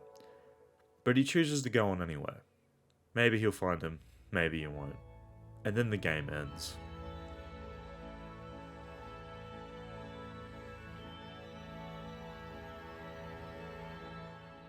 Fuck. Yeah, look, this game has 3 acts. I don't know why, but each act has a different character and somewhat different mechanics. I honestly don't think any of that matters, as the characters just aren't as interesting as Arthur is. The first character we play as is none other than Sally Boyle. I really do quite like Sally. She is the best protagonist out of the 3 acts, if she was allowed time to actually breathe, as we basically learn nothing new about the island or its inhabitants, and we just spend like 5 hours just once again recapping the same information, but with somewhat different reactions. Because she also just spends a few hours learning about how Wellington Wells is on the verge of collapse. That's her whole act. She learns about the ultimate solution, the failing infrastructure, and then decides to leave. This also happens with Ollie in the 3rd act, because yeah, for some reason we play as this guy. So I understand they wanted to show like 3 perspectives on the collapse of the island, but they need to be a little bit different, yeah? Like, just a smidge different? Well, no. They all just want to leave, and it's hardly 3 opposing points of view. It's just the same point of view repeated with slightly different missions. Sally's act begins with her doing some chemistry whilst a downer breaks in and demands his blackberry joy. Sally's special sauce, as it were. Sally is knocked to the ground whilst the man storms upstairs. And this is where the fun really begins, because Spud, the name of the downer, discovers that Sally has the only baby in all of Wellington Wells, and because he's so fucking just drugged up, he thinks it's a rat and he goes to smash it against the wall. You're gonna bite me! You can't be a baby! You're a rat! You have to be a rat! And then the police show up, and the police are like, yo, why is your front door all fucked up? But they also want their joy, otherwise they'll arrest us. And the Downer even destroyed our supply of milk. Within 2 minutes, Sally has more dire stakes than Arthur ever did. She has a child on an island where the mere mention of children makes everyone psychotic. No one can know about this kid. No one can help her with this. It's all on her. And that is an infinitely better premise than some guy tracking down his brother. Which is further cemented through the way that this act changed its gameplay. Whilst Arthur is all about being versatile, you can stealth, you can do combat, they both work, Sally is almost solely restricted to stealth. And all of this is underpinned by the fact that we frequently have to go home to comfort our baby, feed it, change its diaper, etc. The gameplay benefit being this adds a time crunch to every action. It kind of reminded me an awful lot of Pathologic 2, a game I actually adore, so this is really surprising to me. I actually like this change a lot, although it is the only thing I actually like about this act and its gameplay. As the new focus on stealth is, in a word, shit. The biggest change is that she has reduced health and stamina compared to Arthur, and for some reason can't take down enemies unless you craft a knockout syringe, an item that requires a rare ingredient that I rarely found, especially in the early game when it's actually useful. Sally's gameplay is built around the gimmick that Sally is weaker in combat and thus has to rely on chemistry and crafted items, but that's pretty much bullshit that it doesn't actually materialize in gameplay, as nearly all of the craftables rely on rare materials that you never find. So it's up to the will of the game and its fucking procedural generation if you actually find them. And I spent way too long breaking into houses looking for stuff. So, okay, so what if you can't find the stuff for chemistry? Well, then you have to do combat the old-fashioned way, which should be a massive pain, right? Well, no. Sure, you get fucked up a bit more easily, but you deal the same amount of damage as Arthur. So just run around the garden district, pick up some plants, craft some health items. And wow, what do you know? You're playing as Arthur again. The only real caveat with combat is that you have less stamina at the beginning and can't use heavy weapons. But this game dishes out XP like tap water, and you'll be able to unlock perks to fix both of those in about an hour. So basically, nothing's changed. The mid to late game is identical, you're just slightly weaker at the start, and now I have a baby that needs feeding every hour or so. Until I unlock the ability to just make an auto feeder. Nice. The whole gimmick of having a baby to look after, well, it's cool for like 10 minutes before you realise just how tedious it is. And this game knows this, because as I just said, you can just make stuff that automatically feeds the kid. But before you can do that, between every mission, you have to go back to the baby to comfort it, change its diaper or whatever, and you always hear the exact same lines of dialogue every time. Oh, and in this game's infinite wisdom, there's no fast travel point at Sally's house, but rather down the street. And as you know, you can't run there, well, that is to get a perk that lets you, but still, it's such a quick fix that would massively improve the game. And sure, you could say that the repetitiveness and the tediness of it is the point. But this isn't Pathologic 2. It's We Happy Few. This game isn't meant to be mechanically hostile to the player, but through just pure idiocy it is. I do understand their thought process here. If you're going to have 3 acts, the first one should give you a taste of everything. Stealth, combat, crafting, chemistry. The second one should be stealth focus and the third combat focus. I get it. But if you're going to do that, just commit to it. Don't let the player sidestep everything if they unlock a perk. Because for everything they change, there is a perk or unlockable item that changes it right back to how it was with Arthur. There's a perk for heavy weapons, perk for health and stamina, perks for carry weight, perks that double the amount of items given from crafting and harvesting, an item that this allows for infinite takedowns. This act could have been really enjoyable from a gameplay point of view if they actually designed for it. And yes, I do mean designed levels and missions. Stealth doesn't work when it's not designed for. Or rather when they haven't actually designed a functional stealth system in the first place, I guess. Like, you have to actually design level flow for stealth to work properly. Like, maybe it's possible if your systems are strong, but considering We Happy Few devs knew that their systems and the gameplay was weak, wouldn't you try and remedy this somehow? I don't know. I'm not a game designer, so fuck, I don't know. Let's just talk about the narrative now. it's definitely more engaging than Arthur's act, because we actually have stakes that are both visible and physical. Well, I don't know if I prefer Sally as a character. She is definitely likable and she has something to lose, but Arthur's charismatic. But Sally can lose her kid, and that's far more impactful in my opinion. Plus, given about what we know about Arthur's character and his decision, Sally kind of comes out as a more morally good character anyway. But Sally's act does have a massive problem within its narrative. I finished the act in about 5.5 hours, and I can confidently say that only about an hour of that was actually necessary, as the game dragged its feet into the sand so much in an attempt to pad out the runtime, and it's really grating. So what actually happens? Well, there's this constant pressure on Sally in the opening hour or so, because she's the only person that's actually still making working joy. Blackberry joy in particular. It seems she's popular with the junkies and the local police who all hassle her for some joy. But then the downer from early breaks into the lab and all of her equipment goes up, and for the next 3 or so hours we have to find replacement equipment and replacement materials, but oh no, we can't get these like synthetic compounds we used to use. So instead we go to some witches who tell us we can get the same stuff from plants. Cool. But they then send us on a multi-hour-long series of missions that ends with us stopping a suicide cult from suiciding, and then we finally make the batch of joy so the cops get off our backs. The first 3 or so hours of the 5-hour campaign are spent on fixing this. But to be fair, there are some like well done character moments for Sally sprinkled throughout, which aim to flesh out her backstory. But that's a lot of time to spend on what is effectively a side quest. But what about that background info? Well, to cut a long story short, Sally is the only surviving member of her family because her mother Jonestowned all of them so they wouldn't have to get on the train to Germany. This leaves her alone, but Arthur's family took her in, and then it's heavily implied that Arthur's dad sexually assaulted her. Heavily implied, or at the very least was like a creepy pedophile.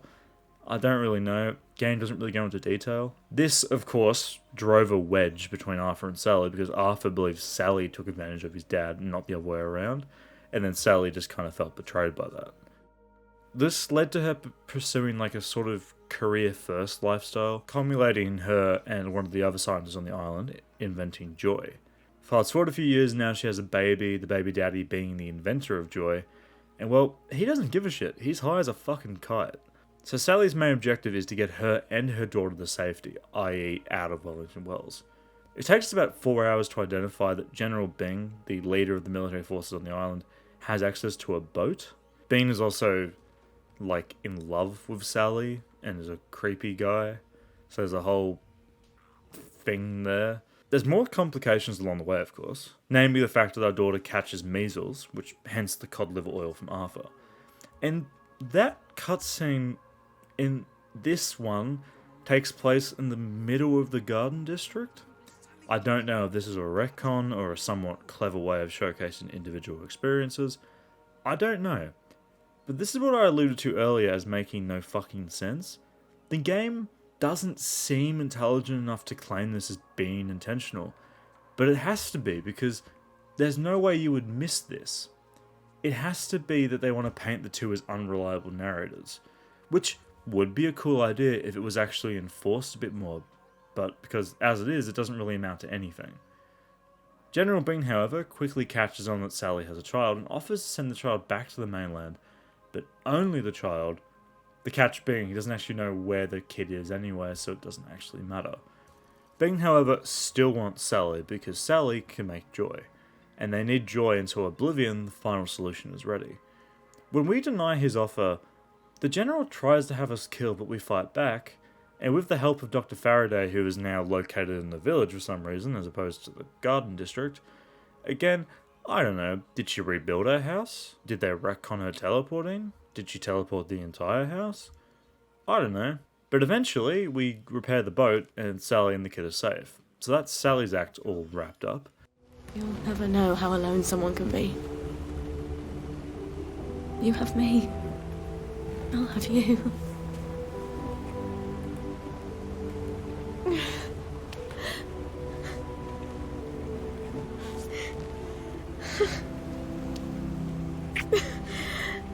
You'd never guess I'm happy, would you?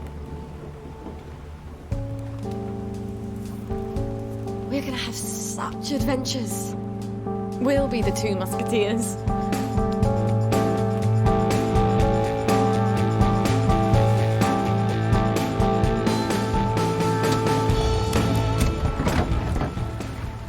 So what do I think of it in a general sense? It's not good. I mean, sure, I like the idea of a mother trying to escape the island of her daughter. That's cool, it's tense, but the game doesn't really do anything with it. For the most part, your daughter just kind of stays at your house and only really functions to annoy the player. There are next to no threats actually placed onto her, besides general Bing and measles, but Bing never finds the baby, and measles are dealt with through no action of her own, as Arthur is the one who gets the Cod Liver Oil. Which, sure, that works in Arthur's act as we play the game through his eyes, and thus we actually do something, but for Sally, it just looks like we just hired someone to fix our problems. And that's not how a protagonist should be handled. For a story to work well, the protagonist needs to be the one who gets themselves in trouble, and also the one who gets themselves out of trouble. To be fair, Sally does deal with General Bing directly, and also helps Faraday build the engine. So Sally does do some stuff, but again, the core conflict of the act is that her daughter isn't safe, and for some reason, she isn't the one that actually deals with the only direct danger to her daughter. I don't know. I really don't know what the fuck the writers were doing when they wrote this game, because it's just poorly done. Oh, speaking of which, well, the third and final act places us in the boots of none other than Ollie Starkey, and to put it bluntly, it tries to make his character into something deep and meaningful, when the player's sole interaction with him was him shouting mean words at bandits. It fails brutally in execution, and the final twist is so utterly underdeveloped that I thought it was a joke. I actually thought they got their own plot beats confused. This act starts out with Ollie and his ghostly disillusionment of a friend, Margaret, discovering thanks to Arthur that the tanks are actually made of paper mache. And then Arthur leaves and we get attacked by a local gang, I guess. As previously mentioned, Ollie's gameplay changes are mostly to do with combat. He hits harder, has more health, more stamina, but also has the uncanny ability to never fit in with the British, which is really odd political talk for this game just to randomly throw in. Everyone will attack him, regardless of what he wears. Only, that's what the game says, but it isn't the case in the slightest. He can actually wear whatever he wants and people don't give a shit. Unless they're wearing a red hat, according to this in-game trait. So that's cool, I guess.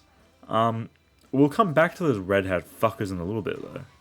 What this basically means is that Ollie plays the exact same as Arthur, which means Ollie's kind of overpowered, especially when you've come from just playing Sally.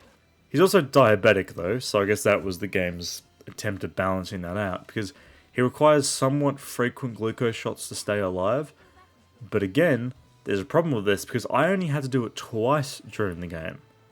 Once during the tutorial for Ollie, and then just before the game ended. So yeah, Ollie isn't really offering much up on the gameplay side of things, and basically just plays as an endgame Arthur would. Okay, so maybe Ollie's narrative, maybe it'll be great. No, it's a big resounding from me, Chief. It's, I mean, as previously mentioned, it's all about Ollie, the least interesting character in the game, trying to answer a question that we already had answered 10 hours ago. Why are the tanks fake? Is the island's infrastructure failing? Is Joy still working? We already know what the answers to these are. The Germans were losing the war and had to do anything to win. Yes, the island's infrastructure is failing, and no, Joy is not working 100% anymore.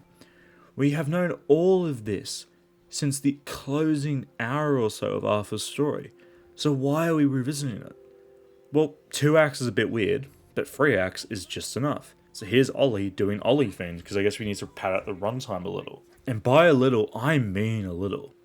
This is like 2 hours long at a maximum. So it's just Ollie chasing answers to questions that we already know, but surely there's something in this worth talking about. Well, kinda. It kinda does something. Once Ollie knows the island is doomed, he decides to venture into the parade so he can talk to those in charge and see if he can't get them to wake up to the reality of what's happening. Mind you, this revelation happens extremely late into a 2.5 hour long campaign. I'm cutting out a lot of weird filler shit that happens because it literally does not matter. So once Ollie reaches the executive committee, the people in charge of the island, we get to see why the island is so fucked. Talk like that. Who's in charge here? You're in luck. It's me today. We rotate the dread responsibility. Do I know you? So, there's only one of you who doesn't take joy on a day? I might have had a little. The tanks in the military camp. Did you know they made a papier-mâché? Oh, that's terrible. Would you like a joy? Have you been getting out into the village lately? People are getting a bit slim. And these charts, are we running out of food? Oh, no, don't look at the charts. They're horrible. Here, let me get you another joy. We've got our own booth. They're the executive committee? So, you people are in charge of the whole shebang? That's us. Ever since the victory. What's wrong with the tanks? You know what? I've forgotten. Oh, good. Well, come back if you remember, but with any luck you won't. Be seeing you. We have to tell people. They need to make a new executive committee. Absolutely. If they won't heed the loony from the garden district, they're sure to hearken to the dead girl in his head. They'd listen to Uncle Jack. You know what that man did. The committee is just high on joy and completely unable to process what to do. They even call the abduction of all their children the victory. They just can't function. The city has effectively been on autopilot for years with people just doing their jobs because it's their jobs. Everyone is sticking to their routine, completely unable to see the bigger picture. But Margaret suggests that maybe we should tell Uncle Jack. Maybe he could stop it before it's too late. And this part needs some explaining because, you know that guy in the background? You know, he's on all the TVs, he's a live action person, he's an actual person. That's Uncle Jack. He's the island's news anchor, he's an icon of joy, he sells the different flavours, he tells you the weather that locals going on. He's a household name here. But he's not all good, in fact. Ollie hates this guy, because way back during the German invasion, Ollie's daughter, Margaret, the ghost we keep seeing, was sold out to the Germans and killed. Obviously there's parallels here to people selling out their Jewish neighbours for some Nazi blood money, and that's what they're going for, obviously. It's a disgusting thing to do, and Jack is a monster because of it. And for some reason, he's the island's spokesperson. So, we head upstairs in the executive committee building to Jack's, TV studio. And this is the best bit of We Happy Few. We get to confront a murderer. Uncle Jack just isn't here though at the moment, but I do find a tape player. So I go and get a tape titled Jack's Last Tape. And I was floored by this the first time I saw it. You don't expect it from We Happy Few. I'll just let it play out.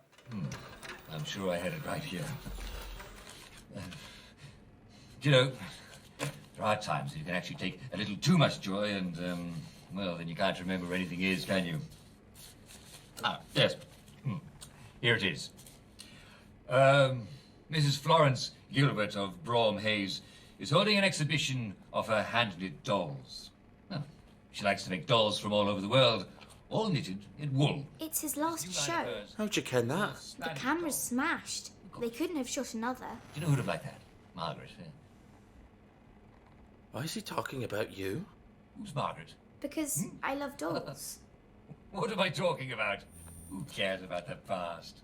Well, listen. Do drop by to see these fabulous dolls at Mrs. Florence Gilbert's. Poor thing. Poor thing? She loved dolls, you know. She had dozens of them. They're from all over. I can assure you that there's absolutely no truth to the silly rumour that the food is running out. How does he know about your dolls? However, it is true that there's a brand new flavour of joy.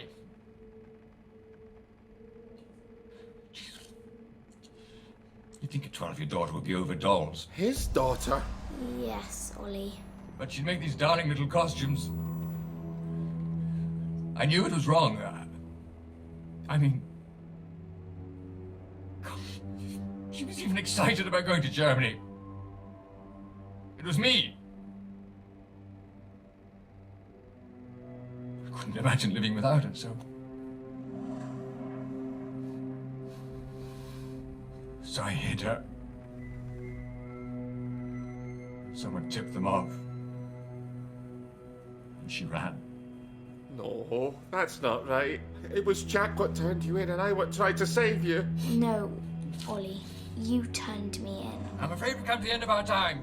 But you were my daughter. Jack Worthing. Margaret I mean it. Worthing. You're Ollie Starkey. No, I couldn't have. I could never have betrayed you. You're my... Neighbour. I was your neighbour. How could I? How could I do a thing like that to a little girl? Dear God. Dear God, I'm sorry, Margaret. I never meant to hurt you. It's a bit late for an apology. What can I do? Tell me. Do you hear me? We've come to the end of our time. The food's run out. We're all going to starve to death. You have to stop taking your joy.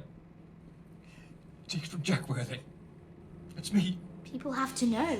But Jack's your father? Stop. That Jack's gone. That the food's run out. All have to stop. That they have to stop taking the joy. Stop it. You have to broadcast the tape. Right, I could do that. But you won't, will you? And well, I changed my mind. Maybe all of the weirdness of this game is worth it for this cutscene alone. It's brilliant. It's the only bit of We Happy Few that actually gets the tone that the game is trying so desperately to find. It's dark, it's depressing, but there's this humanity to it that the rest of the game lacks. It really only shows up in the three main characters, and maybe that's the point. Arthur's love for his brother, how he tricked Percy using that love. Sally's love for her child and her desire to see her safe no matter what. And Ollie's guilt and his need to fix what was broken. Because, I don't know. It's just interesting to me because this is the only part of the game that actually understands the central conceit of We Happy Few. Everyone is on a drug that forces them to forget the bad things they did. And eventually the drug's got to stop working and you've got to face what happened. You know, Arthur forgot about Percy. Sally just repressed everything. And Ollie, because he just went to Sally Boyle one day and overdosed on joy, he forgot that he killed a kid. He forgot that he sided with the Germans. Which makes it all the more ironic that he just wears military clothes around. He fought for the wrong side, effectively. It's brilliant, really, what they've done here. Because once we do this, we just have a wave-based defense section that honestly just reminds me of the end of Hunt Down the Freeman. And that game was fucking terrible. We broadcast the tape, get in a hot air balloon, and take a literal piss in the crowd of riders below us.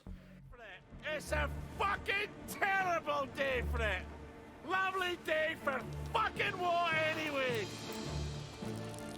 Fuck the lot of you bastards! I'm going home!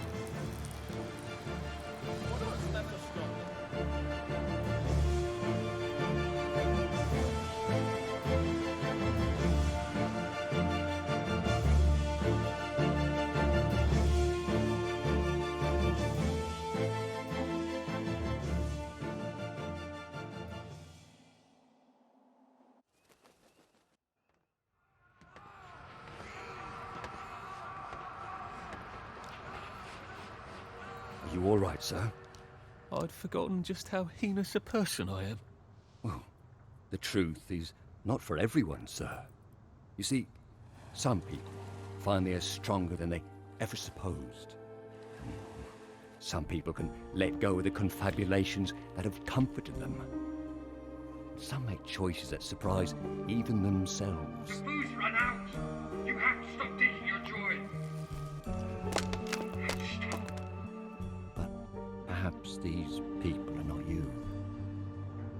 Are you sure you don't wish to forget? And go back?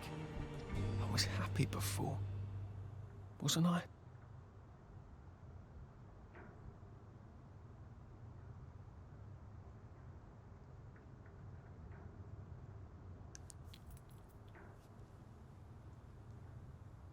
Are you really a constable?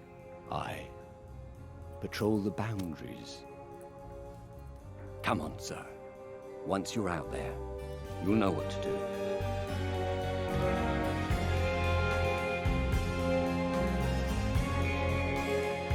Lovely day for it. Lovely day for it. Lovely day for it. I don't even know how to tell the truth anymore.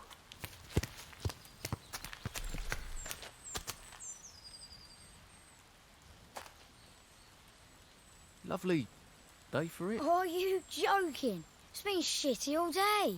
Did you not notice the drops of water falling out of the sky? Gonna be shitty tonight too. You're right. It has been rather a shit day. Europe made it. Glad that one was answered. And that was We Happy Few. I mean, look. It's not a terrific first impression when the title of the game refers to the people who bought it. With a Metacritic score of 62 and a user score of 5.8, this game is mid. But I think even those numbers are too high. We Happy Few is just dull. Despite its above average presentation and half decent times narrative, provided you could ignore the weirdness. I did like exploring the island's dark history, I like piecing together what happened, but frankly speaking, it's not well done. And it lacks literally any reveals. Especially since the game's main conceit, its main mystery, is spoiled 10 minutes in. The narrative has this potential to be vastly more interesting than it is. It's just handled so poorly that the reveal of the Germans taking the kids is told to the player shortly after we discover that the kids are missing in the first place. It should have been the climax of Arthur's story, with Sally and Ollie's campaigns adding depth and nuance to important characters. It's just so clear to me that the developers thought that maybe the setting and the general, aesthetic would be enough for people, that the retro futurism afforded by its premise would entertain and immerse players. And for a time, it is. But it's not enough to distract from the narrative and gameplay shortcomings. As returning to the narrative once again, it has some good moments. That's a rather strong reaction. I hope the equipment is properly calibrated.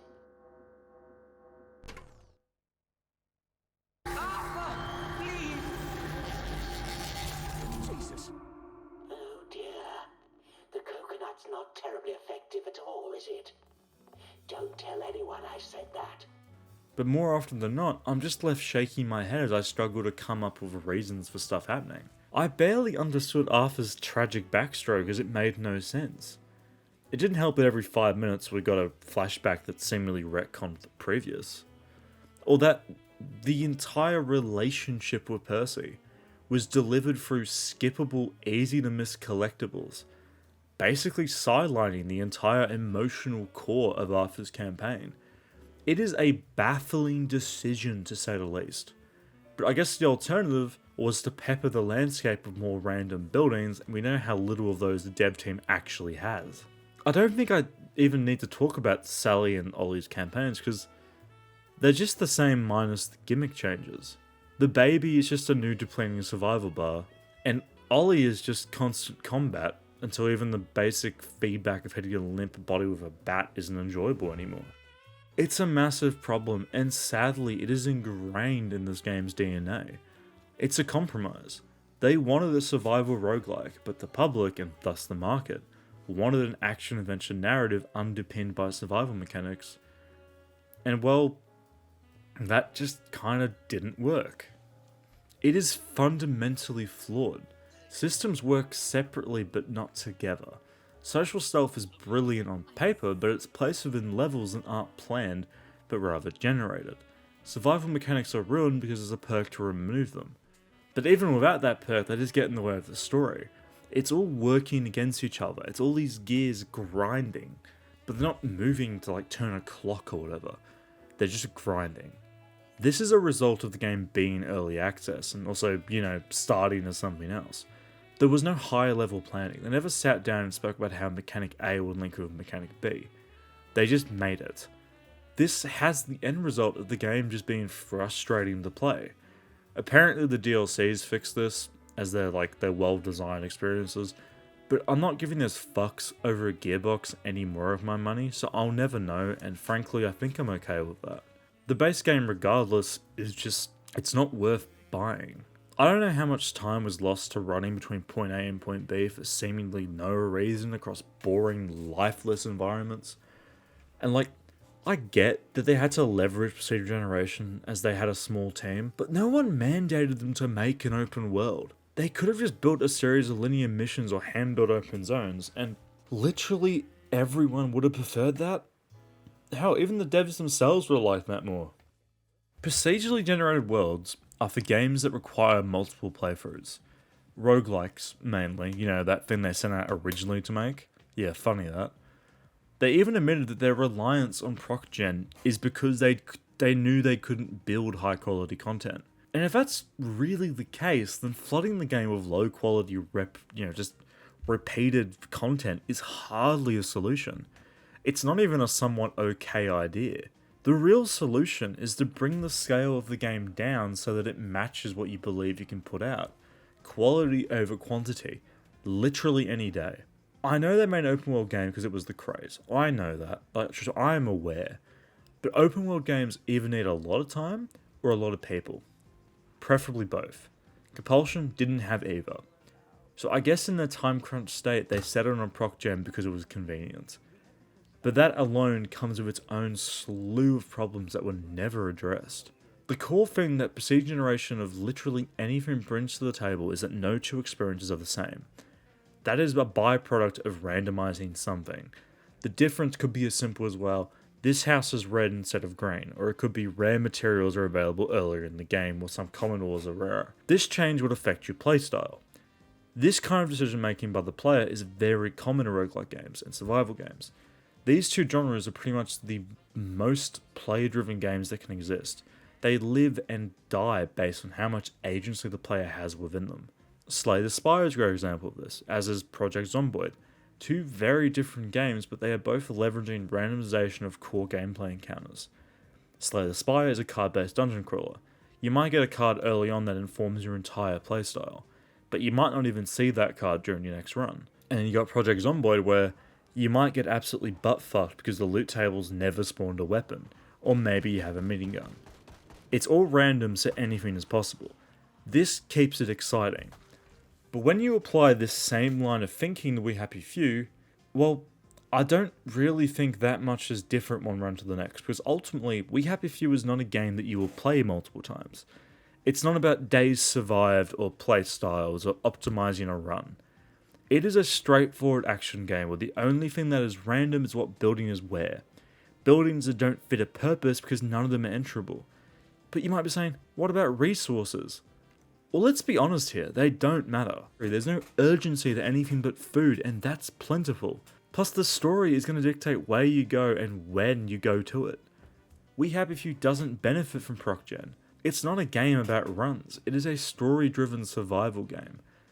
Back in my Watch Dogs Legion video, I talked at length about how Ubisoft relied way too much on proc gen of player characters, and the same is repeated here.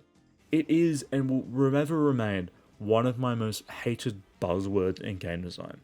It's going to forever be used by game studios that lack the intelligence to see why it doesn't work for their projects, and why it is so utterly perfect for others. So I've played games that have crashed every 5 minutes. games that don't even have functional saves, but I always beat them and I always walk away with a recommendation. But not here. I simply cannot see past this game's problems. It's just not enjoyable. Spongy combat, poorly implemented survival mechanics, useless crafting, pointless stealth, not being able to jog around town even though the old granny can jump around in a puddle. I would actually go as far to say as I actually fucking hated this game. It could very well be the first game on this channel that I actually hate. Not a game that I disliked, but a game that I hate.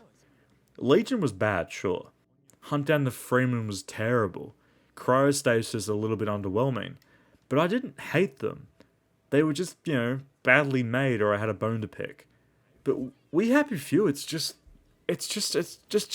bad. There's no light at the end of the tunnel here. It's just awful. The only way you can play this game without getting a migraine is to turn off the part of your brain that forms criticism. And as someone who doesn't snort coke on the weekends, that's a bit hard for me to do. It's pure agony distilled into meaningless procedure-generated hellscapes, occupied by fucking, characters of British people that never reach the lows of the books the plot so unsubtly stills from. It is an odd experience I will never go back to. And the game is still $60 for some reason, despite being nearly 7 years old at this point. It has DLCs that are $10 each, despite being a few hours long and also 7 years old. And that, to be fair, is because of Gearbox. But you can't talk about the game separate from them, because they are the reason for half of this mess. Nobody likes a bigot. So no, you shouldn't play We Happy Few. You know what you should play? If you want a well-made survival game with perhaps an excellent story added on, here's a list. Subnautica, The Forest, Project Zomboid, although granted there is less of a story there, but still. Grounded, Valheim, State of Decay, The Long Dark, Darkwood, or countless other games out there that are far better than this unflavoured goo. And well, yeah, I'm done here. Next time we dive back in the world of Eurojank, and we even revisit an old friend. Until next time, gamers, peace out.